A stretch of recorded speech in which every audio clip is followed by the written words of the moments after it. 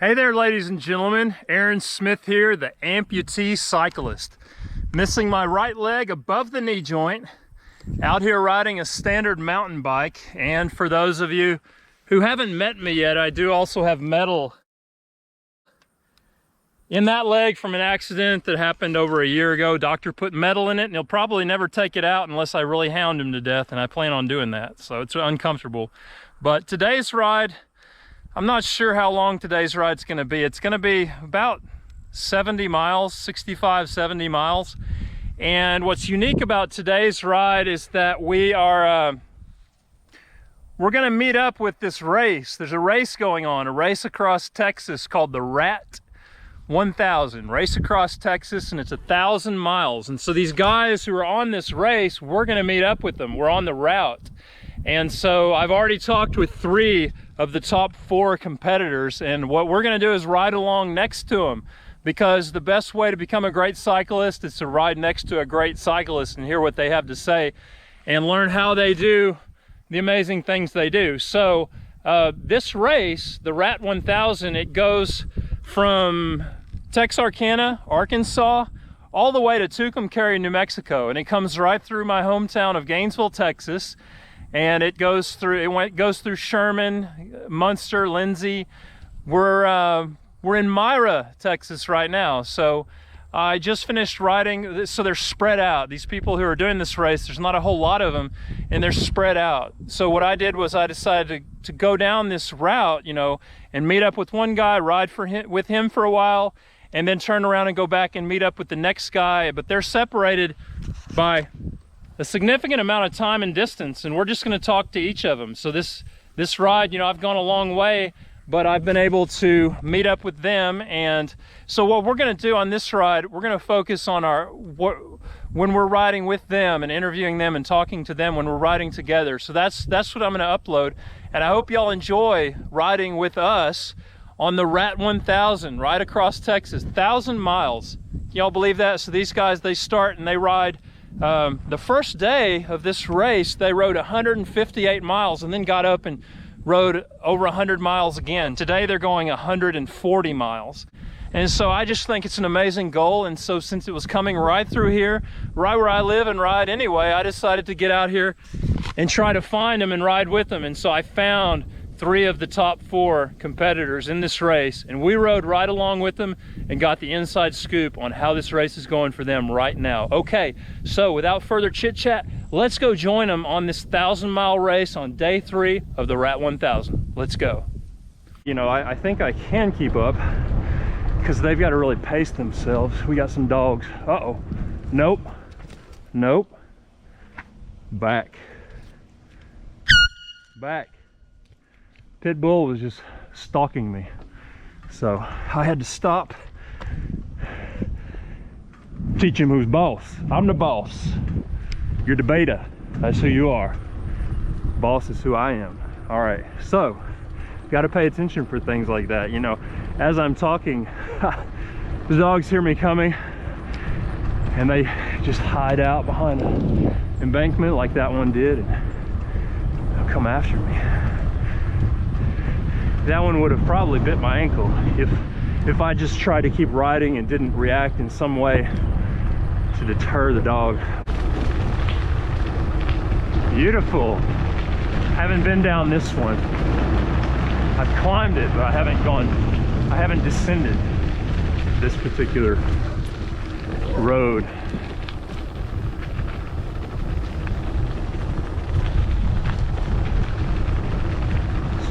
A tunnel of trees.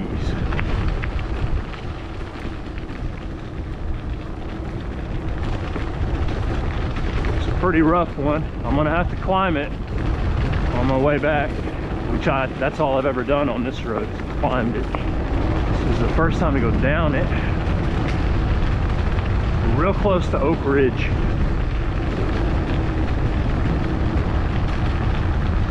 The last beacon I saw of a rat rider was in Whitesboro, so we're just kind of headed that way on the rat route.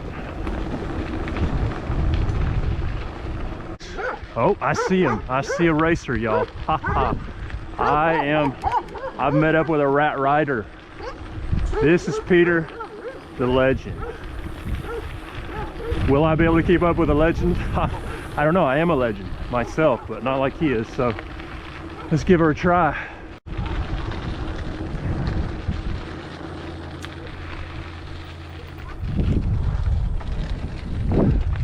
I ride with him a while.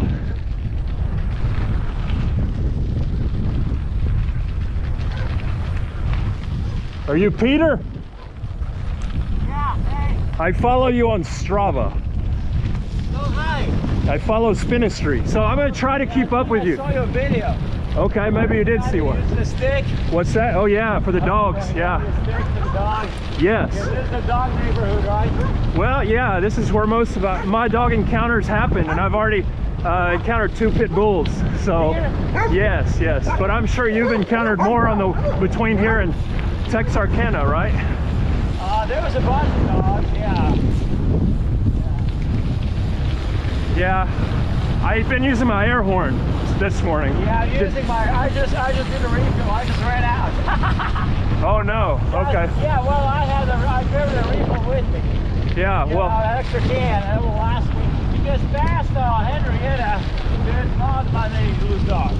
Okay. Yeah, I've never been past Henrietta. Its first 3 days. Yeah. Actually, yesterday was a lot of it. Okay. Yeah. Yeah, well, in Gainesville, I notice when I go east this way, there's more dogs than when I go west. Right. When you pass like Munster, no more dogs. Yeah. Yeah. There's fewer people living that way. Yeah. Yeah. So also the route goes through more kind of remote areas. Yes. Once you get past Munster towards Henrietta, Yeah. past a couple of towns, but. Yeah, and in town usually they have regulations. You can't have a loose dog. Yeah, I live in Gainesville, so I was okay. watching a beacon and I saw the guy who's in front of you, and I came out to California Street and he was already past me by about a mile, and so I didn't get to. So he's in Gainesville? Well, he's past Gainesville. When I left Gainesville, he was between Gainesville and Lindsay. So he's so good. Yeah, he left really early. You got a guy pretty close behind you. I know, Matt Goson. Okay. Yeah, and there's I rode with him a little bit. We started together. Then okay. I had to make some adjustments. Yeah. Back strap fell off, so okay. I had to. Is that a toe peak? Huh? Is that a toe peak bag? This bag is no, it's a different brand. Oh, okay. I've got a toe peak I just bought. I haven't used it yet. Okay. But. So the brand it is. That's okay. I noticed your fuel bag is a toe peak. This is a toe peak, yeah. Yeah. Yeah, this is separate, and the bag one, it was on sale. All my buddies are testing my package. Your buddy hooked you up with that one? Yeah, it was for 50 bucks. And yeah, that's about what I roll, but I'm not using that one. I'm using the salsa because it's better. So okay. I bought this salsa setup. Yeah. It's more expensive because I like it because here I can put my small things and toiletries and cables and stuff I need and pull out. Yeah, that's just the logistics I'm trying to figure out. I've got a similar bag. I've been practicing, but I just salsa. Yeah. This is Soapy. This is Cypress, and this one was some local brand. Yeah. In Houston.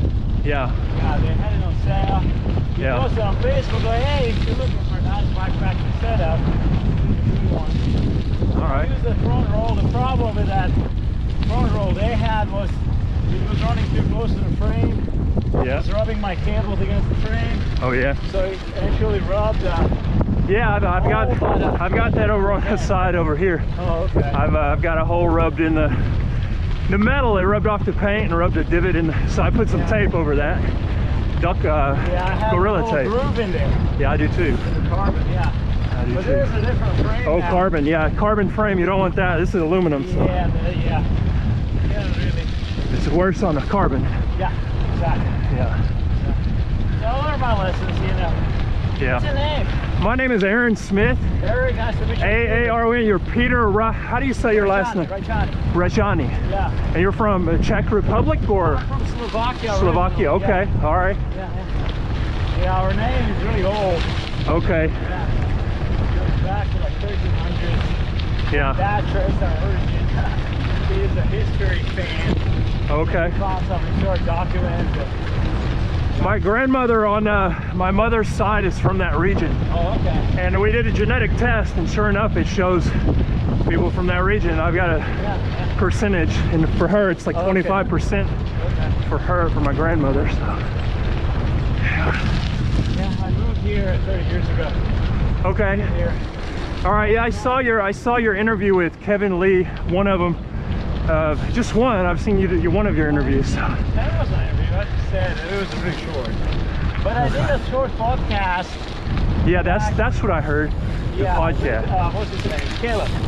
Okay. Caleb Wills, yeah. He's a young guy. He's like, he did it once, he finishing it great. Yeah. He tried to do it last year again, and he overstretched himself the first day. Yeah. The second day he do it. Yeah. And today, this year, was a guy that started also really fast. And he was like, oh yeah, I'm doing 250 miles. I'm like, dude, don't overshoot it.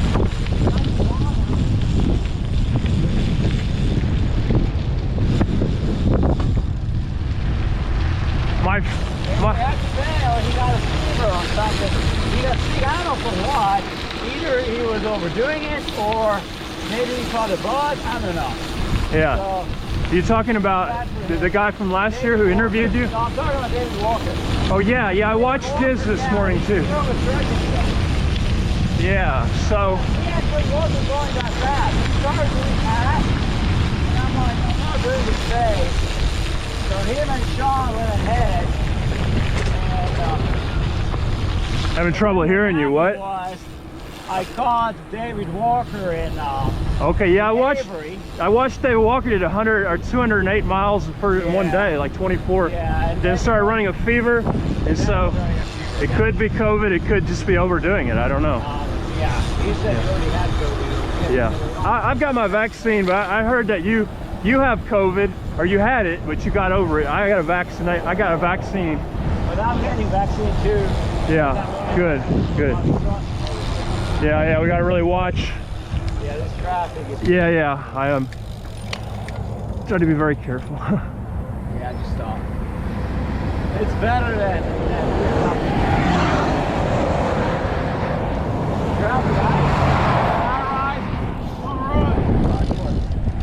Yeah, I try to stick to the gravel, but watch it. Okay. Yeah, you're down in the Metroplex, so you're gonna go right over here, I believe. It's your route.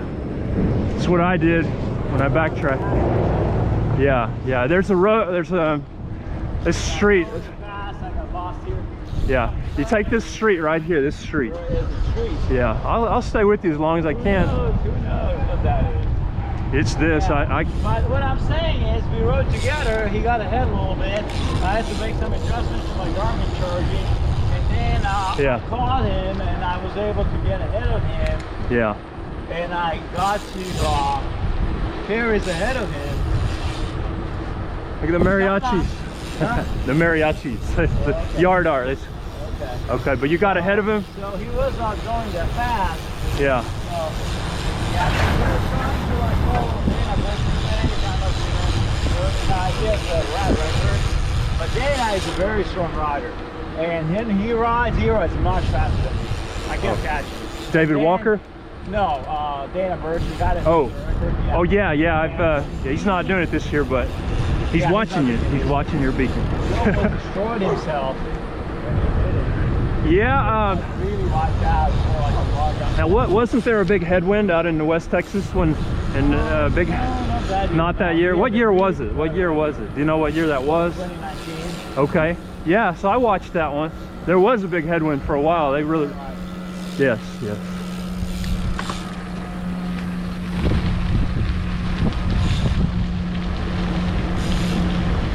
So a lot of tree cover east of here on the gravel road. Yeah, the gravel roads are good, but then when you get past Henrietta, it's more open. Okay. It's very open. Going towards Vernon, there's no tree cover at all. And any wind will hit you hard. Yeah. So that's actually a really hard day because it's a long day, and the wind pretty much will destroy your face. Yeah. We had that headwind there,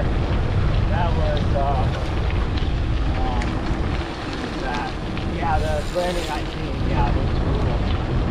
Okay. So I think you turn left here. Oh, me too. Me too. Yeah. You turn left, and then there'll be a right up here, and it'll be a climb through a really nice tree tunnel. So do you stay in hotels the whole time, or do you camp at all? No camping? Yeah, okay. I just did indoor camping. Yeah. And, yeah, I'm not carrying my tent setup. Okay. I didn't know if you crammed something small. Sleeping. Okay, If I yeah. really have to. Yeah, yeah. But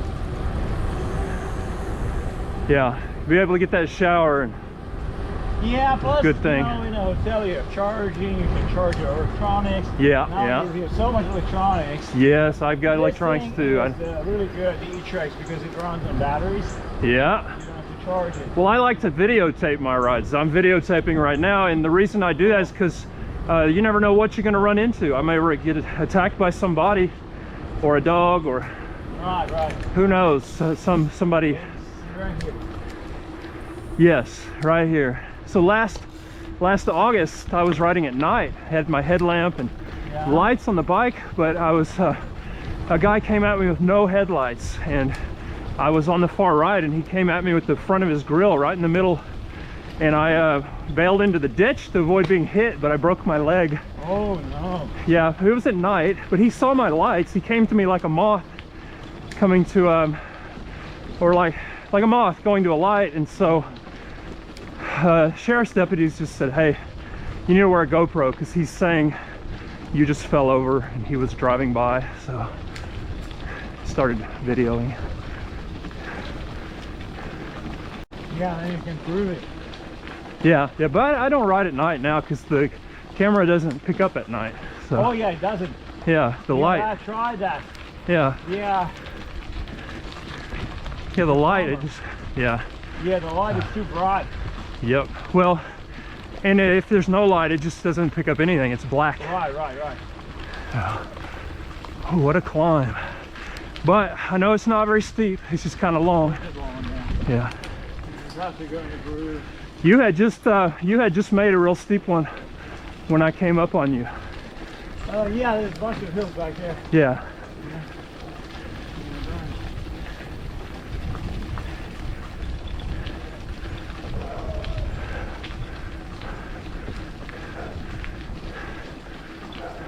So are you shooting for the record? No. Okay. But I'm shooting for an official time. Yes, your own person. Last year, when I did it late in the year. Yeah, and it started snowing. I watched that. You had to. I had to bail out of the garage. Well, it was impassable, so you had to get on the main highway. Right. Yeah. I ended up, well, I had two problems. One was the snow. The second was my neck. Oh, really? You And it was hurting me really bad. got too stiff? And got so stiff. Yeah. I mean, at all. Back. Yeah, he's bang. Yeah. So, and that was a problem because on gravel, you have to have your eyesight. You have to pick the line. Yep. Whereas when you're on pavement, even if you're heading down, you can occasionally lift it up. That's all I was able to do. Okay. And I found myself I wasn't able even to ride gravel. When I was coming to Vega, I was suffering mightily. I came really late. It was like 1 in the morning or past midnight it was, sure. And Yeah. I was so wiped out. And I had to walk for sections that I was just saying, Peter, you can do it. Peter. Oh man. Yeah, it was. You were really pushing. Well, really people were great. watching you, and that was That was inspiring, you know. last year, yeah. And you did it alone. You started in November because Yeah. everybody else had finished. Two reasons. COVID. I heard your I interview. had COVID, and then Yeah. I was waiting for a nice week. Yeah. And plus I wanted to get into a little bit back into shape. Yeah. And then I turned out that Thanksgiving week was really decent weather. Yeah. There's no mention of the snow at that time. Yeah. Usually those things come unexpected. So Yep. You can't plan out for a 1,000-mile race and know what you're going to run into at the end. So I was like, well, it's gotta be a bit cooler. And the other problem was it was much chillier, especially after dark. Yeah. So I had to carry more clothes. Yeah. Change. It also slowed me down. So Yeah. this time of year is better for it. That's why Kevin runs the official rack at this time. Yeah. Because of the weather patterns and all that. Yeah. Let's. Yeah, you want to beat the. You want to get out here after that. It's so hot and before the snow comes. Right. And then in the spring, it's more rain. You have more of a chance of getting loss of rain. Yeah. And like you had this year, for example. Yeah. Yeah, we had a lot of rain all year. Oh yeah. We did have a little relief during the summer, but I raise cows, so I want it to rain, and I pay attention to the rains, you know. You raise what? Cows. I've got a lot of cows in this county. Okay. And I want them to have plenty of grass to eat, so I don't have to buy the grass. You know, it's free when it comes down, when it rains. Yeah. But yeah, for riding, you know, it rained last night quite a bit, and these roads are perfect still. Oh yeah, these roads are good after rain. Yeah. What I'm concerned about is there's more rain the forecast for tomorrow. Yeah. And the area around Vernon will get bad. Yeah, that red dirt will turn into red clay. That's the really going to be bad. So Yeah. we'll see. They said there were. JR, he did the rat last year. He went only to the state line. Yeah. He didn't go all the way to the carry. I'm not sure why. Yeah, I saw that too. Well, he was dealing with the snow like you were, so. No, there was no snow. Oh yeah, you're right. In October. But anyway, so he was telling me, we called each other same and he was telling me on Facebook, I was checking messages. Yeah. That, post that it was raining there. All right. Yeah, and he lives in the Falls area. Now, which one is he? Brett McCormick? JR. Oh, JR, okay. Yeah, JR9, okay. There's another guy, Brett McCormick. Brett McCormick lives in Vernon area. Yeah, Brett McCormick lives in Vernon. Yeah, there's a really nice guy. Yeah. Brett McCormick is Yeah. he is one of our trail angels. Yeah. I'm going to need his help because my rear wheel needs some servicing because I have a little bit loose hub. Yeah. And so he is going to leave me a little bit of shop and he's got called tomorrow. Good. So hopefully we can work it out. Yeah, hopefully. Is it the free hub or the hub itself? I'm not sure. Okay. I'm not sure. It's kind of a little frayed. Yeah. Just the axle being loose by the side. Do the back chain rings have play? Like, do they wobble? No, the back cassette? It's the wheel. Okay. Not the cassette independently of the wheel. No, okay. The cassette is fine. Okay. All right. The wheel does not. It's still true. Which is good. Yeah, it is the hub probably, because if it was the free hub, the cassette would move independently. But I have my free hub was pushing the chain up into the front, front, and I had it. They said I need a new one, but because of the parts shortage, they couldn't get me a new one, so they just cleaned it out. But it's real loose. The cassette wobbles and makes a little noise. But yeah, you can't have a mechanical on this. Yes, you can. But you can. You better. Kind of screwed. You better make it to. Yeah, better make it something. Yeah, that's one of it. I just realized the problems with this, not problems, but challenges of this route is there's not too many places to service your bike. Yeah. It is only takes a Tina. Yeah. And apparently there's a bike shop in Sherman, but I didn't want to wait. Yeah. Especially since I made arrangements with Fred. Yep. And to Sherman I had to run extra 10 miles. Yeah. I was really cold behind the day. Yeah. If you don't have somebody take you to the bike shop, then you better be right on the route. Yeah. Well, I'll make with him arrangements tomorrow exactly what we're going to do. Great. So, we'll decide. Yeah. He's got to learn and stuff. Yeah. Thinking about starting riding the course and meeting him somewhere halfway. Both these stuff calls. Yeah. But, we'll see. See what he says. I have to suggest what he can.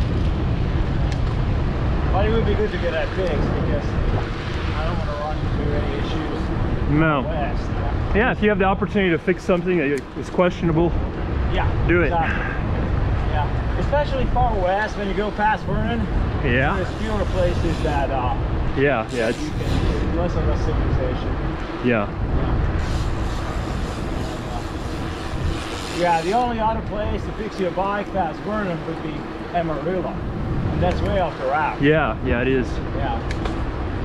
Yeah, my bike shop is in Denton, and it's a long drive, just, you know, 30 minutes at least, 40 Yeah, I was 40 minutes. checking in Gainesville had something, but it doesn't. No, it doesn't. I'm Sorry. surprised. It's a pretty big town. Yeah. I mean, I haven't been riding that long, a few years, and so I've learned a lot along the way, but not how to fix those kind of issues. You have to be a little wrenching. Yeah, you have to be spoiling. Have to be versatile. Yeah. We have like museum bike shops in the area. Yeah. Yep. I can pick which mechanic I want to go to. Yeah, you can handle these hills, but you can't find a darn bike shop. So, yeah, I've got one mechanic, and he lets me do most of the stuff, what I can do, but he's there in a pinch for sure. If I take my bike to his shop.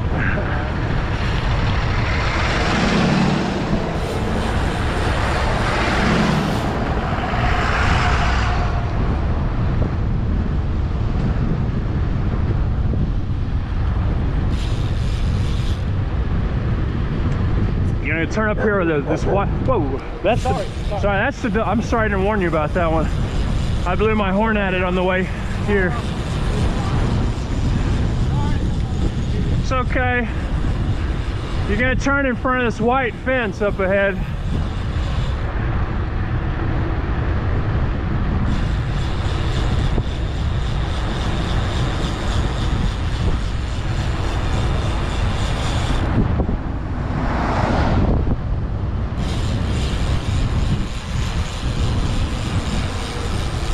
Yeah, that dog, he snuck up on me earlier. He's hiding behind the hill, stalking, and I was talking, and I almost didn't see it come out, but I pulled out my horn and blasted it. That works on most dogs, but not all of them. I've come across some that it just doesn't work with, so. It's just when you get a big group of them and you're going up a hill. They get more aggressive when they're a bigger group. Yeah, they'll reinforce each other's bad behaviors. Get bolder.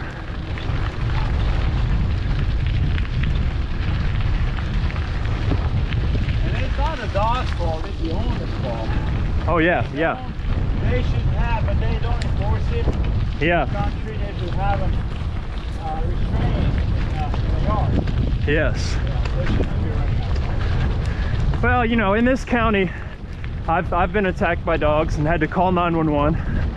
And they basically said to me is that the dogs, there's no law to prevent people from letting them run wild, so they just said you have to defend yourself. Just be ready to defend yourself, and there's no law to prevent you from defending yourself if you're attacked in the middle of the road by dogs. So, this pole works best. Oh yeah.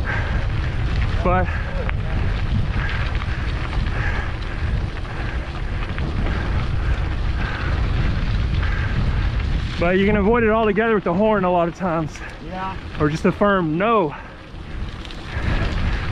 Yeah, that usually works. Yeah. Yeah, see, when I was growing up, I had a fear of dogs. Yeah. We didn't have a dog when I was growing up as a kid. Yeah. I grew up in the city. Okay. And yeah, so my parents were not. Yeah. Oh, you didn't. I was afraid of it. Yeah. And that kind of transferred, and I got bit on a ride in 2013. But that dog was vaccinated and everything. They pulled up on it, so it was good. Yeah. And earlier this year than last year. Yeah, I saw you posted that you got bit by a dog. 2 years ago. Okay. 2019, I was on the ride in this area, actually north of here in Worcester. Oh, okay. I didn't. That was past my house. There were 2 dogs. The owner called them back. One of them, as they was coming back, so he was actually trying to do a good thing for me. He tripped my front wheel. Oh no. He knocked me out of the bike. Oh no. And I hit this huge boulder. Oh no. Rock hit my leg, and then After you fell on the ground, he ran up and bit your leg? Wow. But I realized I couldn't walk. Oh no. So the guy takes me first to my car, and then he meets his buddy who happens to be an emergency responder. And his buddy says the leg is very swollen. I better go to the hospital. Yeah. I go to the hospital, the leg hurts like crazy. Yeah. And they were like talking, taking some pictures. I was like, and it turned out to be internal bleeding. And they said that I got really lucky that it stopped Yeah. when it did. And otherwise I would lose my leg, they said. Wow. It continued bleeding further. Yeah. So, yeah, it took a month to recover from that. A long physical therapy because there was lots of blood clot in the... Yeah, that can't. I know, you know, because I'm missing a leg, I know a lot of people who are, and I know a guy who had that exact same thing happen as far as the blood clot behind the knee. Yeah. Yeah, then he lost his leg. So mine, I got, they were able to, it actually dissipated, but it took a long time, and I was with a... Did this happen on a rat ride, or was it just a ride? Like it was a ride. Okay, like a Red River Riot type ride? Kind of, yeah. Yeah, it was okay. Actually, I did the Red River Riot loop, 60 miles. Yeah, okay. And, oh, I bet I know where these dogs are. Is it right where there's a, like a T? It was a T. Yeah. I think I didn't know there's a second one. Yeah, because there aren't many dogs out that way, but there's some that are real bad right there. Yeah. It wasn't too bad. He was actually doing me a favor calling them back. It's just the dog. Yeah. You know, didn't listen. And I had another accident when another dog ran straight onto my wheel, under my wheel on the road. But that one ended up okay. I just kind of messed up a little bit my cockpit and got a little shoulder bruise and became physical therapy for like a couple of weeks, but yeah. ended up getting worse. So. Well, I'm kind of opposite of you. Like growing up, I had lots of dogs. I was a paper boy in Gainesville. I threw 100 newspapers every day. Oh, wow. As a kid on a bicycle in the worst neighborhood. And so I was always getting attacked by dogs, and I had to figure out how to deal with them. So there's one right here, a big pit bull, but he probably won't run out. Yeah. Probably won't. He didn't. He's just sitting up there. There he is. See him? Yeah. He has in the past, but now he's a little older than he was the last time he came after me. How old are they? Those dogs, I don't know, about 2 years ago, they came after me in a car almost. It was merging right here, back there. And he almost ran me into a truck as the truck was merging. So, but it was just him. Yeah, and I got bit in January, and that dog they couldn't trace, and I had to do the shot. Okay, yeah, I saw that. You know, I follow you on Strava, and I saw that you got bitten. Awesome. So, now yeah. Another person. I try to follow you. Okay, well, I do a lot of rides just exploring all the gravel roads around here. If you post this ride, I'll find you. Okay. The I usually take the person to ride with. Yeah, you know, I'll post some footage from this video. Perfect. If it's okay with you. Yeah. And then I'll make a YouTube video and post on the Rat website. So if there's anything you want to say, like in addition to what you've already said to people who are watching you, you can feel free to say. But I'm going to stick with you as long as I can, maybe all the way to Lindsay or Myra. I don't know. We'll see. Enjoy riding rats. That's all I want to say. Yeah. Thank you, Kevin, for the great route that we have and this opportunity to do this event. Yeah. And for making all the arrangements and everything that he does. He does a lot of work. Yeah, I see that. So, yep. overall, very appreciated. Awesome. So we've got a state school to our left. It's a juvenile prison. Oh. And it's a high security prison. Oh, wow. So this fence, you'll see it, it's got barbed wire. Okay. Sometimes dogs come out of there, but they haven't done it lately. Yeah, they're coming. We're out of their range. When you look on the left, once it clears out up here, you'll see a maximum security perimeter fence.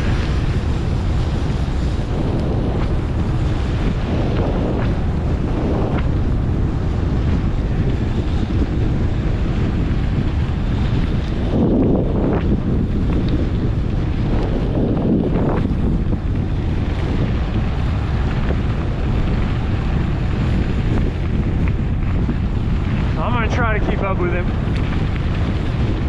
We're going downhill. If it comes to a point where I can't, then I'll just turn around and we'll talk to the next guy. But I'm gonna keep up with him as long as I can.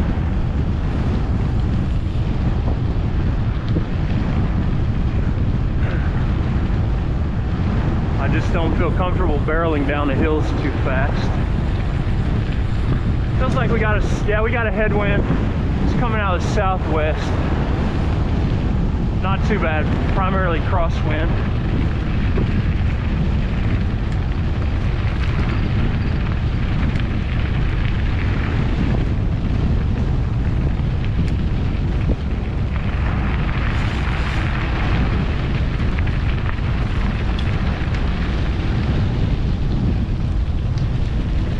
Car up.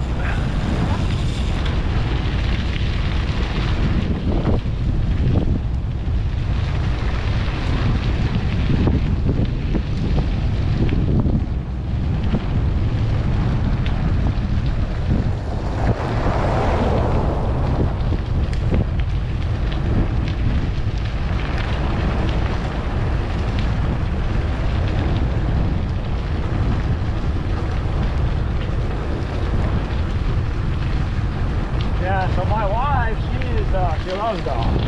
Yeah. So she had one dog when we got married. Yeah. Then she convinced me to adopt another one that needed a home. Yeah. And they're great when they're your friend, when they like you.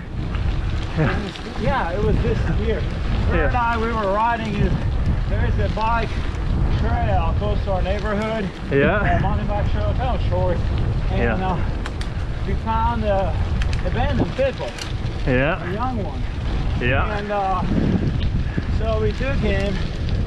She was trying to find the owners. Yeah. And we took him to a shelter, and they were able to contact the owner, but the owner never claimed him. Okay. So we adopted him. All right. He lives with us now. He's a very sweet dog. That's great. That's great. You know, when you are kind of give them like exercise and train them, they're very obedient. Oh yeah. Oh, and he is like, I pull a treat, I go to a treat. That's how you train them with a treat. And he waits. Oh yeah, that's. He's going to treat. Dogs are smart. Yeah. He understands a lot. Positive reinforcement and repetitive stuff. That's right. But the air horn, I've trained a lot of them around here with the air horn. And with the pole. So there's ones that used to attack me that never leave their front porch now. All right, we gotta go cross, and then you'll turn right up here, and you're gonna be on pavement through Gainesville. Oh, okay. You go down this road until you get to right all the way through Gainesville on this road, but it's a busy road. It's busy.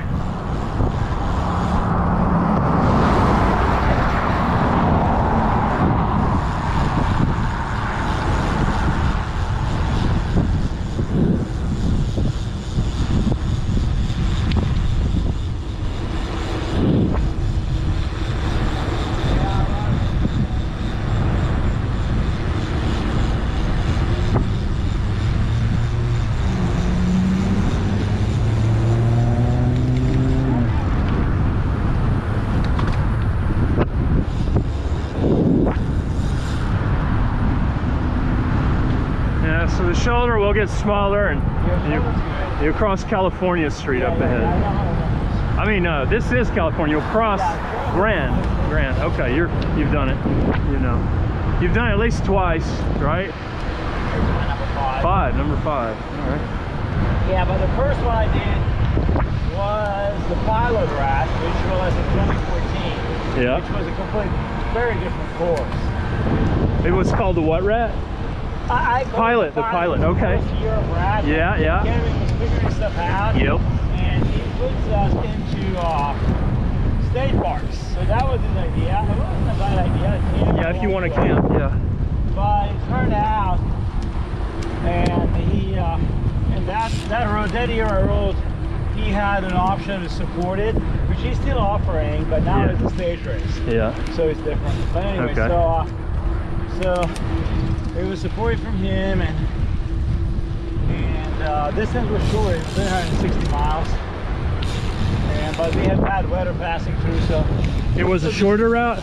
Yeah. Okay. People just ended riding. I ended up riding all day, man. Yeah. People just kind of rode whatever. Okay. So he hasn't enforced the route until 2015.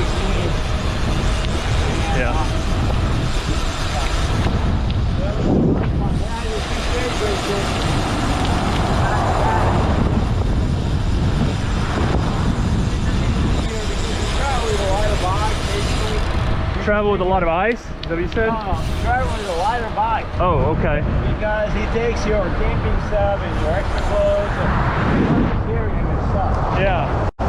Carry the stuff that you need for the day. Yeah. Okay. Like I have now, I'm pretty matured and Yeah. my toiletries and all those jobs. Okay. So I have more complicated gear. Yeah. Still, I need a combination of Sorry. No, you don't hit a stick. Yeah. It's So. a combination of that. In 2018 and 2019, he made arrangements for us. So 2018 was a pretty big group of us. It was like 6 of us that started. 2018? Yeah. Okay. 4 of us finished. Okay. And then That was the first time you did this route? that was the first time I did this route. That's the first time he had it. People do this route? 2016 was the Okay, first that time was we the did first. it. Okay. Very few people finished it. They were trying to push hard. Yeah. That was a pretty tough year. And there was weather. A bunch of people did 2017 route. Yeah. The same route. So he started doing the same route every year. Yeah. 2016. Now, one year he went north of Gainesville and north of Lindsay around Marysville, I believe. Maybe. I don't know. I haven't been following it that long. I think I heard someone say that. No. Okay. No, we went through here every year. So Okay. All right. only 2 times it was different. It was 2014 and 15. Yeah. I think he modified the route for 2015 a little bit. 2016. 2 paths. Careful trail. Careful here. Careful trail with a 2 path. It's a scenic drive from a short section. We have a tunnel. It's an old tunnel with bats. Oh, a tunnel with bats? Mm-hmm. Where's that? It's past Capra Canyon. Oh, okay. Past Yeah. Kitaki, I don't know what it's pronounced. Yeah. But anyway, so they have this old railroad, rail trail. It's overgrown with lots of plants, and most plants in West Texas have thorns. So it's like you get a flat for short end. Yeah. And everybody got a flat there. Yeah. Everybody. Yeah. There's Yeah. like 5 thorns on my tire. Okay.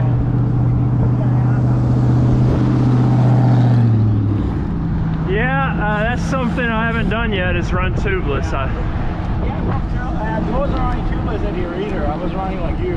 Yeah. I had to set up like you have. Like Well, I've got tubes. Yeah, I've got tubes in there. Yeah. Very similar bike to yours, except mine was black. Okay. Yeah, very hardtail, just like yours. Yeah. Yours is it on 3x9? It's 3x9 Trek Marlin 7, Okay. 2018 or 19 model. Very similar. The bike I had was kind of like that. Okay. I had also 3x9, very similar bike. All right. Black. Yeah. So anyway, so what I was saying. You got a lot of thorns. Tubeless. Wasn't a good experience there. So I took that out and made some changes in 2015 and finally solidified around in 2016. That was one of the first years with these red roads that introduced the red roads and all that. Okay. That's a really nice part of that. Now these rail trails you're talking about, are they east or west of here? Well, part of the, we're still using Northern Section Trail that we got that runs through Claris. First they used some of it. Okay. And Ned, aka Northern Section Trail, aka Ned, turns south to Farmersville. Yeah. It's an old rail trail. Okay. It's overgrown in places, but there's no trails on it. Yeah. And the Capcom Trailway starts in west of Childers. Yeah. In a town called Esteline. And it goes about 30, 40 miles. I don't know. Is that the one where the bats are? Yeah. Okay. And so it used to be part of the first, it wasn't the first rat. Yeah. Then he took it out, and now the course goes differently. It goes to the area called the Red Roads. It's also bad, that's going. It's very scenic, very pretty area. Very nice. Yeah. But, Yeah. Everybody loves red roads. But what? it's a red clay. It's a red clay. Okay, so when the rain hits it, it turns to clay. It turns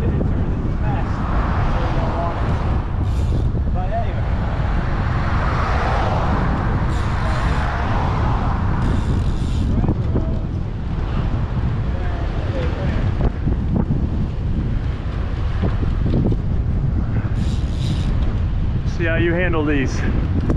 You stay on the road, okay.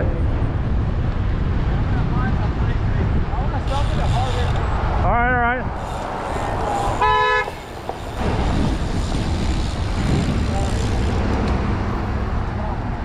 I don't know. I don't know what their problem was. Looks like a pump. Yeah, I thought, but it's something else. I don't know what it is. Perhaps he thought he was. You were within your rights to do exactly what you did, so. Yeah, it was green light. Yeah. I got that on tape. He was in the wrong. Okay. Yeah, that's a hardware store.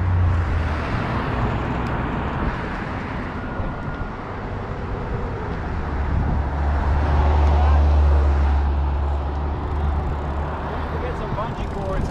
Okay. I left my bungee in the. Yeah.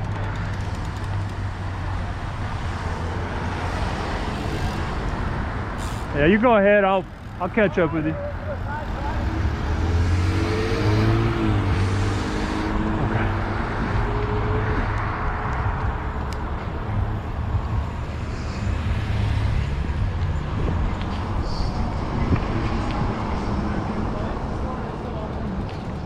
Oh, are they closed? I No, they're stopped open. there last year. I got a little wrench. Oh yeah, I know these Yeah. people there. But so I remembered it was here. Yeah. I'm gonna ask them for bungee cord. Yep. Yeah, they'll hook you up if they've got it. TLC hardware. I'll go on in here with him and help him figure out his issue.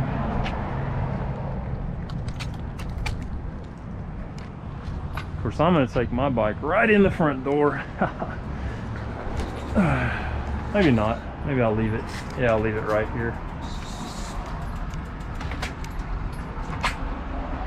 Nah, I ought to take it with me. That's what I'll do.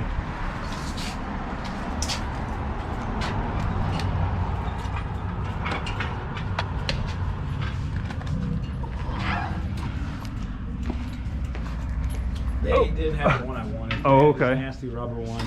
Oh, So I'm just gonna. The load is fine. I was just I left it in a hotel and then it was too late for me to turn back. yeah. What do you need the bungee cord for? Just to stabilize the load a little bit. Yeah. Okay. Well, I would give you this one, but it holds my leg on. No. Keep it. That's more Yeah. important.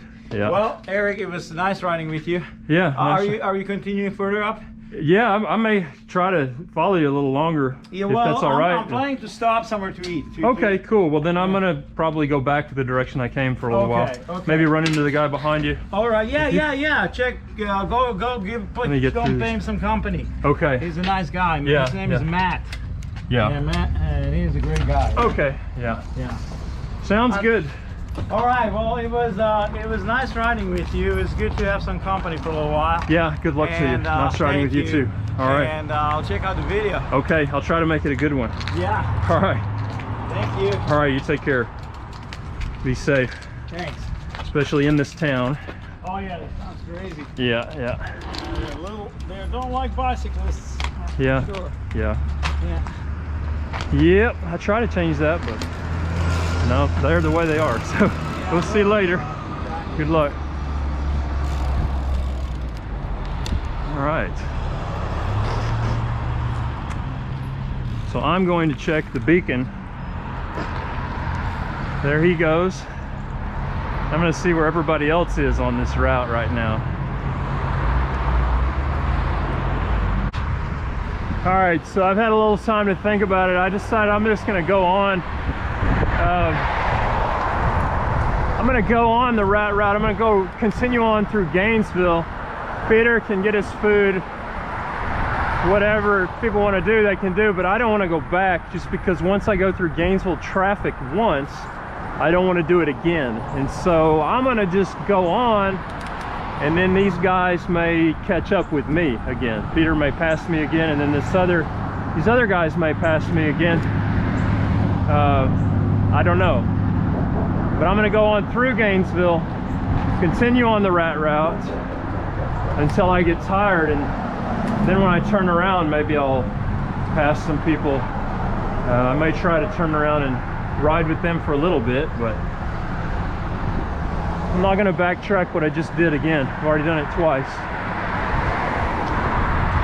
going there and coming back. This traffic, just the reason I like gravel is I don't have to deal with traffic like what they've got here in town,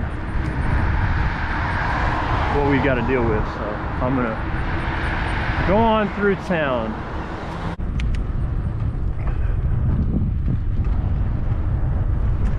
So right now I'm on a hill in South Ridge, just north of Lindsay.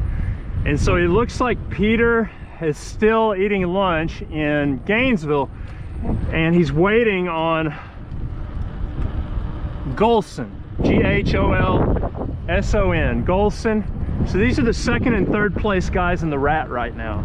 And Goson, I intended originally, the last time I saw Peter, to go back and meet up with Goson, accompany him into Gainesville, but it looks like he's going to meet up with Peter, and he stopped for a while in Oak Ridge. I'm guessing that's where he ate lunch. And so I'm out in front of both of them, and I'm about to go into Lindsay and head towards Myra. And so at some point either they will catch up with me or I'll turn around and meet up with them. They maybe they're going to ride together, I don't know, but they're really close to each other right now, and it looks to me like they're going to meet up. So we'll get a chance to see both of them. So today we may ultimately get to see Hollandsworth too. Hollandsworth has made it through Whitesboro, so Peter's the only one we've actually met so far. We may get to meet all three of them before my ride today is over. Because what I'm going to do, I'm on the rat route west of Gainesville. They're chasing me, and eventually I'm just going to turn around and backtrack my own backtrack back to Gainesville. So I'm going to wait until they, at least two of them, leave Gainesville before I backtrack. I think I want to wait till all three of them make it through Gainesville before I start backtracking. I just haven't decided yet. It's a beautiful day to ride, and I've got plenty of electrolytes and water, and got some protein bars, so I'm good to do a long ride today. So I may go all the way to Munster. I just haven't decided yet. Now we're in Lindsay, right by this church and schools. So we're still out in front of the rat riders, all but one of them. Got the first guy way out in front of us, second and third together. How are y'all doing? Good. Together in Gainesville. And they're going to catch up with us for sure today. Either that or we're going to turn around and head back and meet up with those two for sure.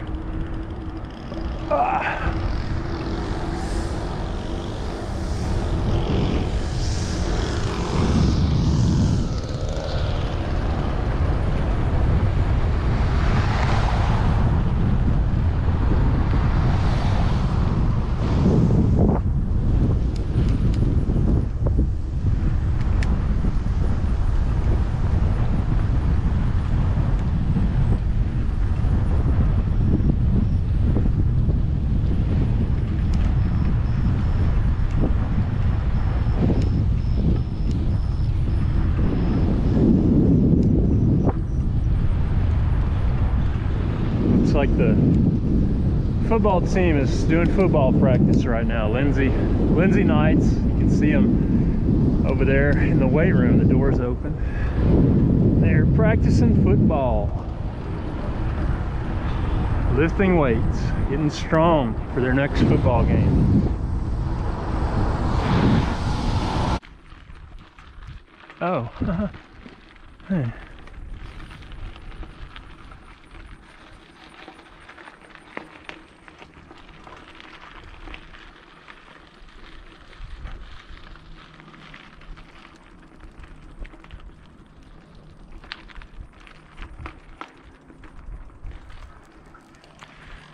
I didn't want to go back through all that traffic in that intersection. I didn't want to go back through that intersection and traffic, so I just kind of plan to do my daily ride up and down your rat route today. Okay. So you didn't go back? No, I didn't. I just decided, you know, I'm going to go this way anyway, and I can meet him on the way back when I go back to Gainesville, because that's where I live.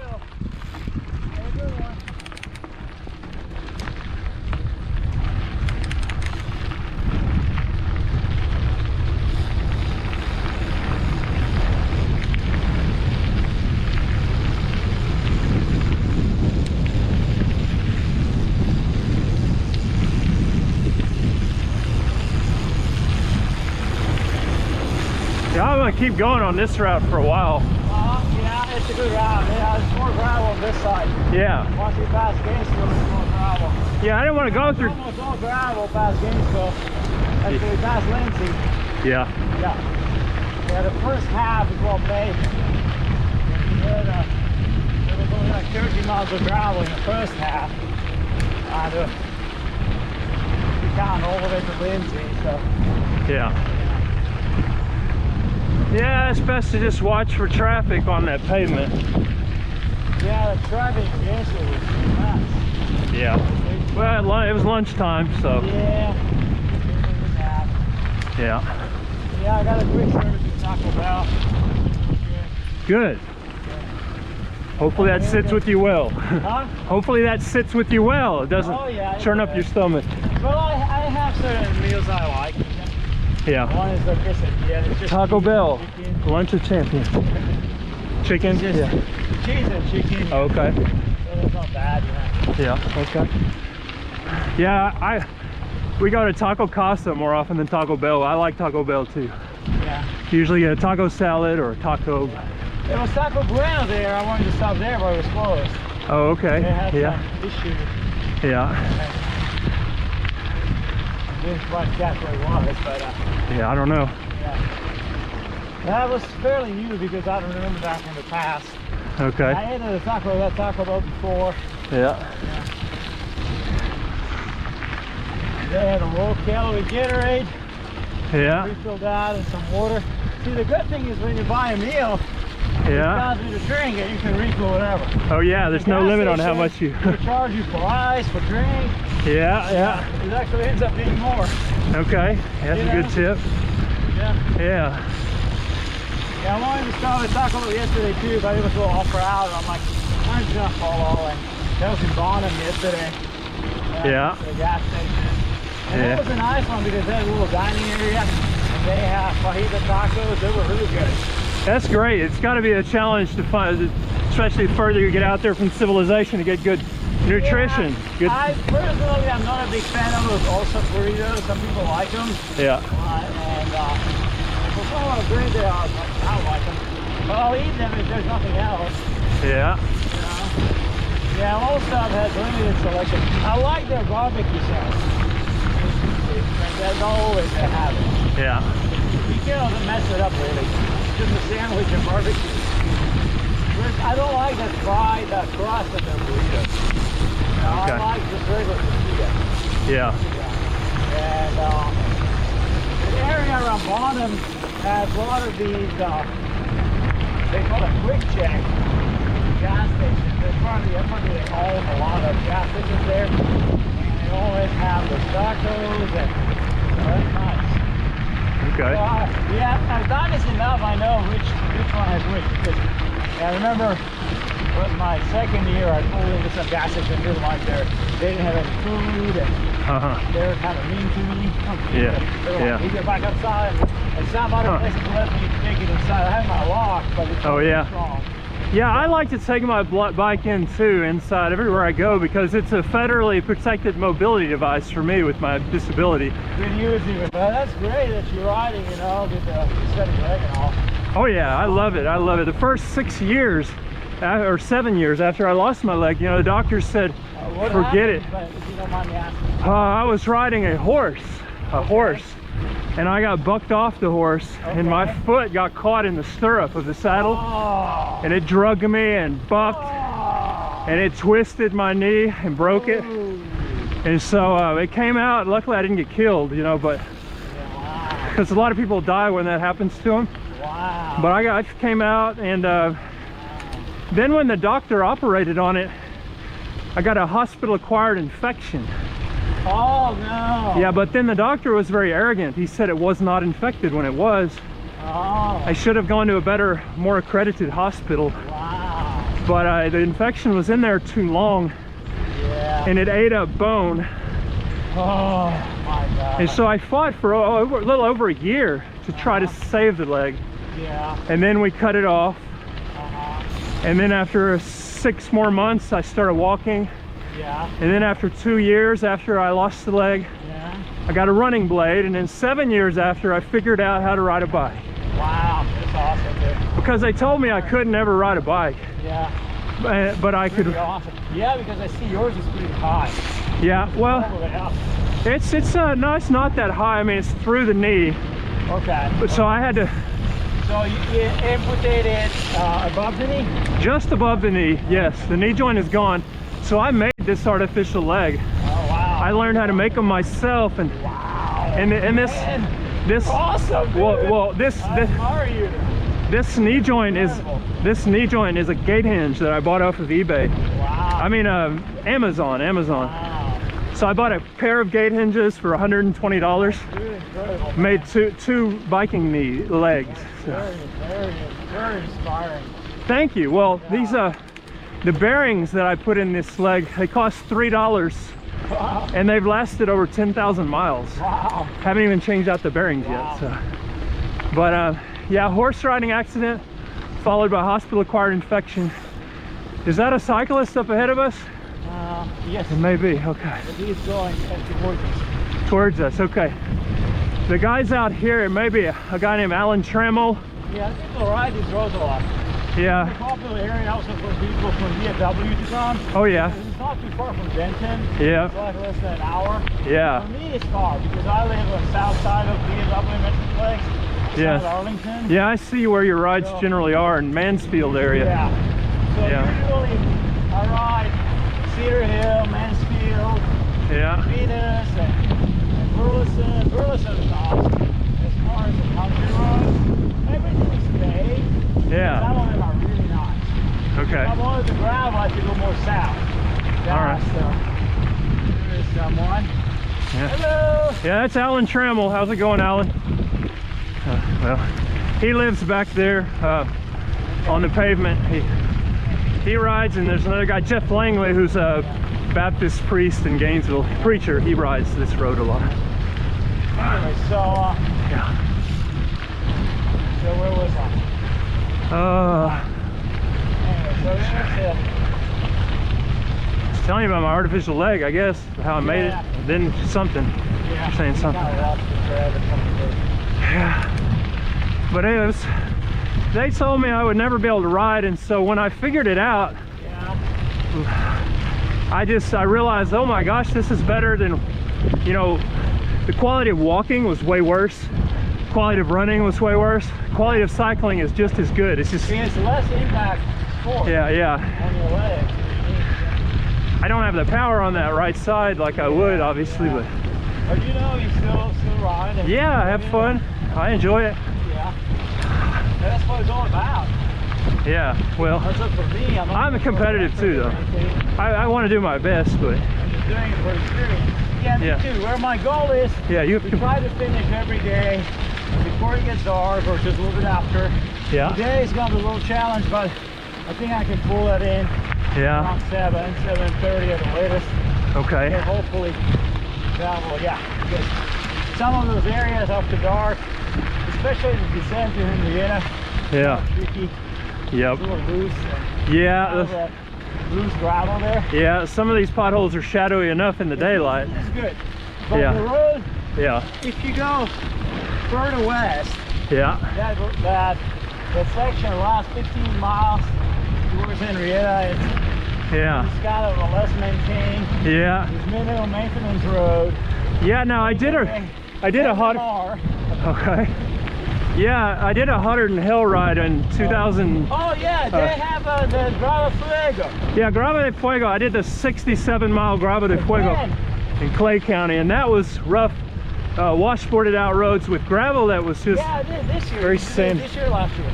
You know, my mom died, right? Oh, okay. She was real struggling with cancer, and she died 3 days after that event. Oh, and I was taking care of her, and I canceled, but they gave me a deferment until next year because of my situation. What? Or you just wanted to do it? What's that? Oh, I did it in 2019. I did. Oh, okay, that was the first time I did it. Yeah, you did it in 2019 too? Okay. No, 2019 I was in Colorado. I couldn't do it. Okay. That was the first year they did it, and I did the double. I did the double. Yeah, I did the 168 miles total, which the 100 mile and then the 67. Yeah. Well, but I stretched it that day. I stretched it 200. I did okay. finished my century. Oh, you did it last year, didn't you? No, this year. Oh, this year. Okay. Yeah. Last year they didn't have it because of COVID. Yeah. Yeah. All right. So, all right. I was signed up, but they were offering refunds. They said, "Oh, you can do it virtually." I'm like, virtually doesn't count, you know? Yeah. So, yeah. I can do it by myself without paying somebody to do it virtually. Exactly. so then it's about the experience of being there. Yeah. So anyway, after that, so this year I came in and did the regular ride. Yeah. I was happy. My goal was to do it on the 6th. I did that. Yeah. I finished, got my food, went back. Yeah. Went back to YMCA. Yeah. Bikes. Yeah. The gravel bike. Yeah. And went to do the short loop, the 40. But I didn't start where the start is, but I started further out. Yeah. Where the gravel starts. Yeah. I drove out a little bit, a couple miles. Yeah. And it was about 32 miles, 33, just enough to give me 200. You know, now that you mentioned that, I do recall seeing that and thinking, wow, he so did some extra, like 168 wasn't enough. 168 and plus 32. Yeah. Okay. So pretty much, and then I finished, and then prepped my bike, did a short break, ate a little bit, and then prepped the bike for the night ride. You started at 7. Yeah.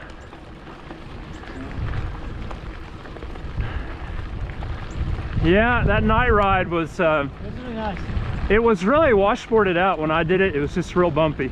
It was good, yeah. But yeah. not as loose gravel there too. But I actually finished. I was the last person to finish before the cutoff time. Oh, okay, nice. I think I did it at 1:51 and cutoff was at 2 a.m. Oh wow. So I did it 1:51, and then a lot of people took wrong turns and came in after too. Yeah, they have it marked this year. Oh, they did? Okay. All right. Although they said there was going to be no markings, Yeah. but they put them in. You never know if kids are going to remove those, just playing pranks on people. I had the route on my GPS, so yeah. it wasn't a problem. Well, that was before I knew how to use GPS. And so I almost took a wrong turn following all these guys that took a wrong turn, but I pulled out my cell phone out of my saddlebag, stopped, and fiddling with my phone, and then one of the race coordinators pulled up and he said, "Hey, you go that way, you don't follow them." And I was like, "Oh, good, okay." So that was lucky. Yeah, they had pretty good support. They had, I think, 2 or 3 aid stations along the way. Yeah. I stopped at halfway. I didn't stop at all of them. Now I want to ask you about the dirty cans. Have you ever done the dirty cans at 200? Once. Twice, okay. I signed up for that. Nice. Man, well, you'd be the first male prosthetic finisher. Well, I don't know. What? Finish. We'll root for you, but listen. I don't know. Very hard. Yeah, that's what I'm going to ask you about. I don't want to get too excited.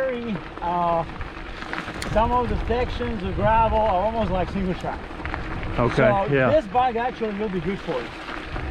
The one I've got, or your bike? Your bike. Oh, okay. All right. Yeah. I've got a suspension post in the back, a thud buster. And then you have this really, as I said, minimum maintenance road. They call them MMR. Yeah. What functionarios, they're MMR anyway. Yeah. So lots of those MMRs. Yeah. And some really steep hills. Okay. So I signed up in 2020. Are you able to walk in that? Yes, I can take. Good. Like windmill. I rode with a girl for a while. She followed me for like maybe 30 miles or so, and she had a prosthetic leg too. Okay. She was the only prosthetic leg finisher of the DK, aka I'm on gravel, it's called that. It's also the weekend. Oh, you mean she did the 200? She finished the 200. Yeah. Oh, okay. But her leg below was the longer. knee. Yeah. She had the knee. Yep. She had the lower part of her leg missing. Yeah. So she had what she had. It's kind of interesting. So she had a. I don't know which way you go on the. This way. Okay. I mean, I basically know, but I didn't know if you take this road or that road. She had just like a rod coming from the bottom of her leg. Yeah, without a shoe on it. Without a shoe and just a clip. Yeah, that's what everybody does. That was very tricky though, because you can't walk across the mud. Yeah. And she rode it off. Yeah. There were some creek crossings there that were very sketchy. Yeah. And Yeah, I get off this it. bike you can ride it. Yeah. The gravel bike, they were a little sketchy. So, yeah, you know, I signed up in 2020, and then COVID came. They canceled it. yeah, And but then they should have they given you the deferral. They did, but then they allowed me. I was gonna do it, but then I forgot what happened. Something happened, and they said they would give me a deferral to 2022. So Okay, they gave you another one? yeah, I took it. Cool, yeah. So they went north. I think they're gonna go south next year. I don't know. So It was very similar course to 2019. okay. It was just that bit longer. All right. Well, I saw you did this ride in preparation for it, north, out of 4 Hour Ranch. Y'all did a 24-hour ride. That was crazy. And It was Kevin's idea. you know, I actually the next weekend, or the few days, like the next day, I went out there and did that course, the 60-mile loop. Now I can see your tracks. You know, it obviously been muddy. They did that twice, once in each direction. So yeah. They did this little crazy loop that Kevin put together. But I thought, you know, if they, Boston up and down, it was brutal. I thought, is DK this bad as far as the hills, or is it yeah. worse? Yeah. Okay. All right. Well, Yeah, it's gonna be tough. It's gonna be tough. Yeah. Yeah, I'm not gonna blow you. Sweet talk you. No, it's hard. Yeah. It is hard. So, Yeah. but definitely doable. Yeah. Just, you know, keep your pace. And I don't know if you have a support person. Not, I would take their support crew. yeah. You know, I paid for that. $80, but Yeah. Yeah, I paid for that, and then they refunded it in 2020. Yes, because what they do, you have to purchase that again. That's what I had to do. All right. So once the registration opens, Yeah. which will be sometimes, I don't know, January, Yeah. then what they will do, actually, they might actually send you a link earlier, because they sent me a link like in November last year, Yeah. for this year. Okay. So what they do, so you just purchase the crew with that. All right. They send you, they give you a coupon, or the fee will be waived, and you just pay for the crew. All right. So yeah, it's another Yeah. bucks. Yeah. Yeah. I think the way they That's what I have did, it, 80 you have bucks. to purchase it that year, I don't know. It's Yeah. some kind of a technicality they have in their system. Well, things have changed. I mean, when I signed up, they were like, "Yeah, you have to buy the crew; it's mandatory." But then they let their race coordinator go, and I don't know. I guess it's still a good idea. Well, you have to have extraction crew. So you Okay. either have to have your own people Yeah. that will take you out if something happens. Or you pay somebody. Yeah. Yeah. Yeah, or you have to buy their crew. Yeah. So you have those two options. But you have to, I don't know how you prove your own crew, you just have to check in. I don't know. Yeah. It's. But I'll get an. the thing about their support is they will take your drop bags. You can put whatever you want in there. Okay. And they have food. They have like Subway sandwiches. They're not gonna It's a throw. little expensive, I agree. Oh yeah. But they give you support. Yeah. Yeah. Yeah. So Yeah, you gotta have support unless you want to carry keep their 20 end of the protein bars. bargain. Yeah. Yeah. You know, my buddy Matt, he's behind me. We rode together this morning a little bit. Yeah. And, Gosselin or Goss? So he was Okay. expecting too much. He was like, "Oh, you're gonna wash my bike and lube it and all," and they didn't do that. Oh. And he was like, "Oh, that sucks." Well, dude, you're expecting too much. Yeah, just get a water hose and wash it off in no, somebody's but- front yard. But yeah, some races do it for you, Yeah. but it's more like a courtesy. Yeah. And Well, I guess if it's real muddy at DK, they might, but yeah. Well, I don't think it's viable for them yeah. because they have so many people passing through. Yeah. They only have a limited number of people that support. They Yeah. won't be able to do that. Yeah, you know, that's the deal with gravel races, that the support is more minimal. And that was something with the gravel de fuego. By the time I made it, They will have like stuff. They will have a crew. They will help you refill your bottles or your camelback. well, they were out of water in Byers, Right, Texas when I. So they do that, Yeah. and I'm pretty happy with that. Yeah. I don't need to watch my bike. Yeah. Yeah. But I know somewhere they had some kids volunteering for it. Was it Washita Challenge? I guess, yeah, Washita Challenge in Arkansas. Okay. They have these kids, because it's near a local school, it's a small town, Yeah. They run this mountain bike race there, like the challenge. And then those kids, they go to school there, they come and volunteer there with your bike. Yeah. It's fine because it's you know, it's something there. Yeah. But yeah, they took my bike and washed it. I'm like, cool. Yeah, that's great. So at the Grava de Fuego in 2019, they were out of water, and so I had to go knocking on people's doors at 10 o'clock and 11 o'clock at night. And so I filled mine with a water hose in somebody's yard, but they said, you know, I was kind of running behind, you know, at the end of, I was at the end of the pack, and they said, well, we got to wait for them to get here from Wichita Falls with the water. So I was like, I can't wait that long. I'm going 10 miles an hour, so I got the water. That's what counts. Carried an electrolyte mix to put in it, and so it worked out. But yeah, that DK, I signed up for it after I did that race and planned on doing it the next spring, and then COVID hit, so it's been put off so long.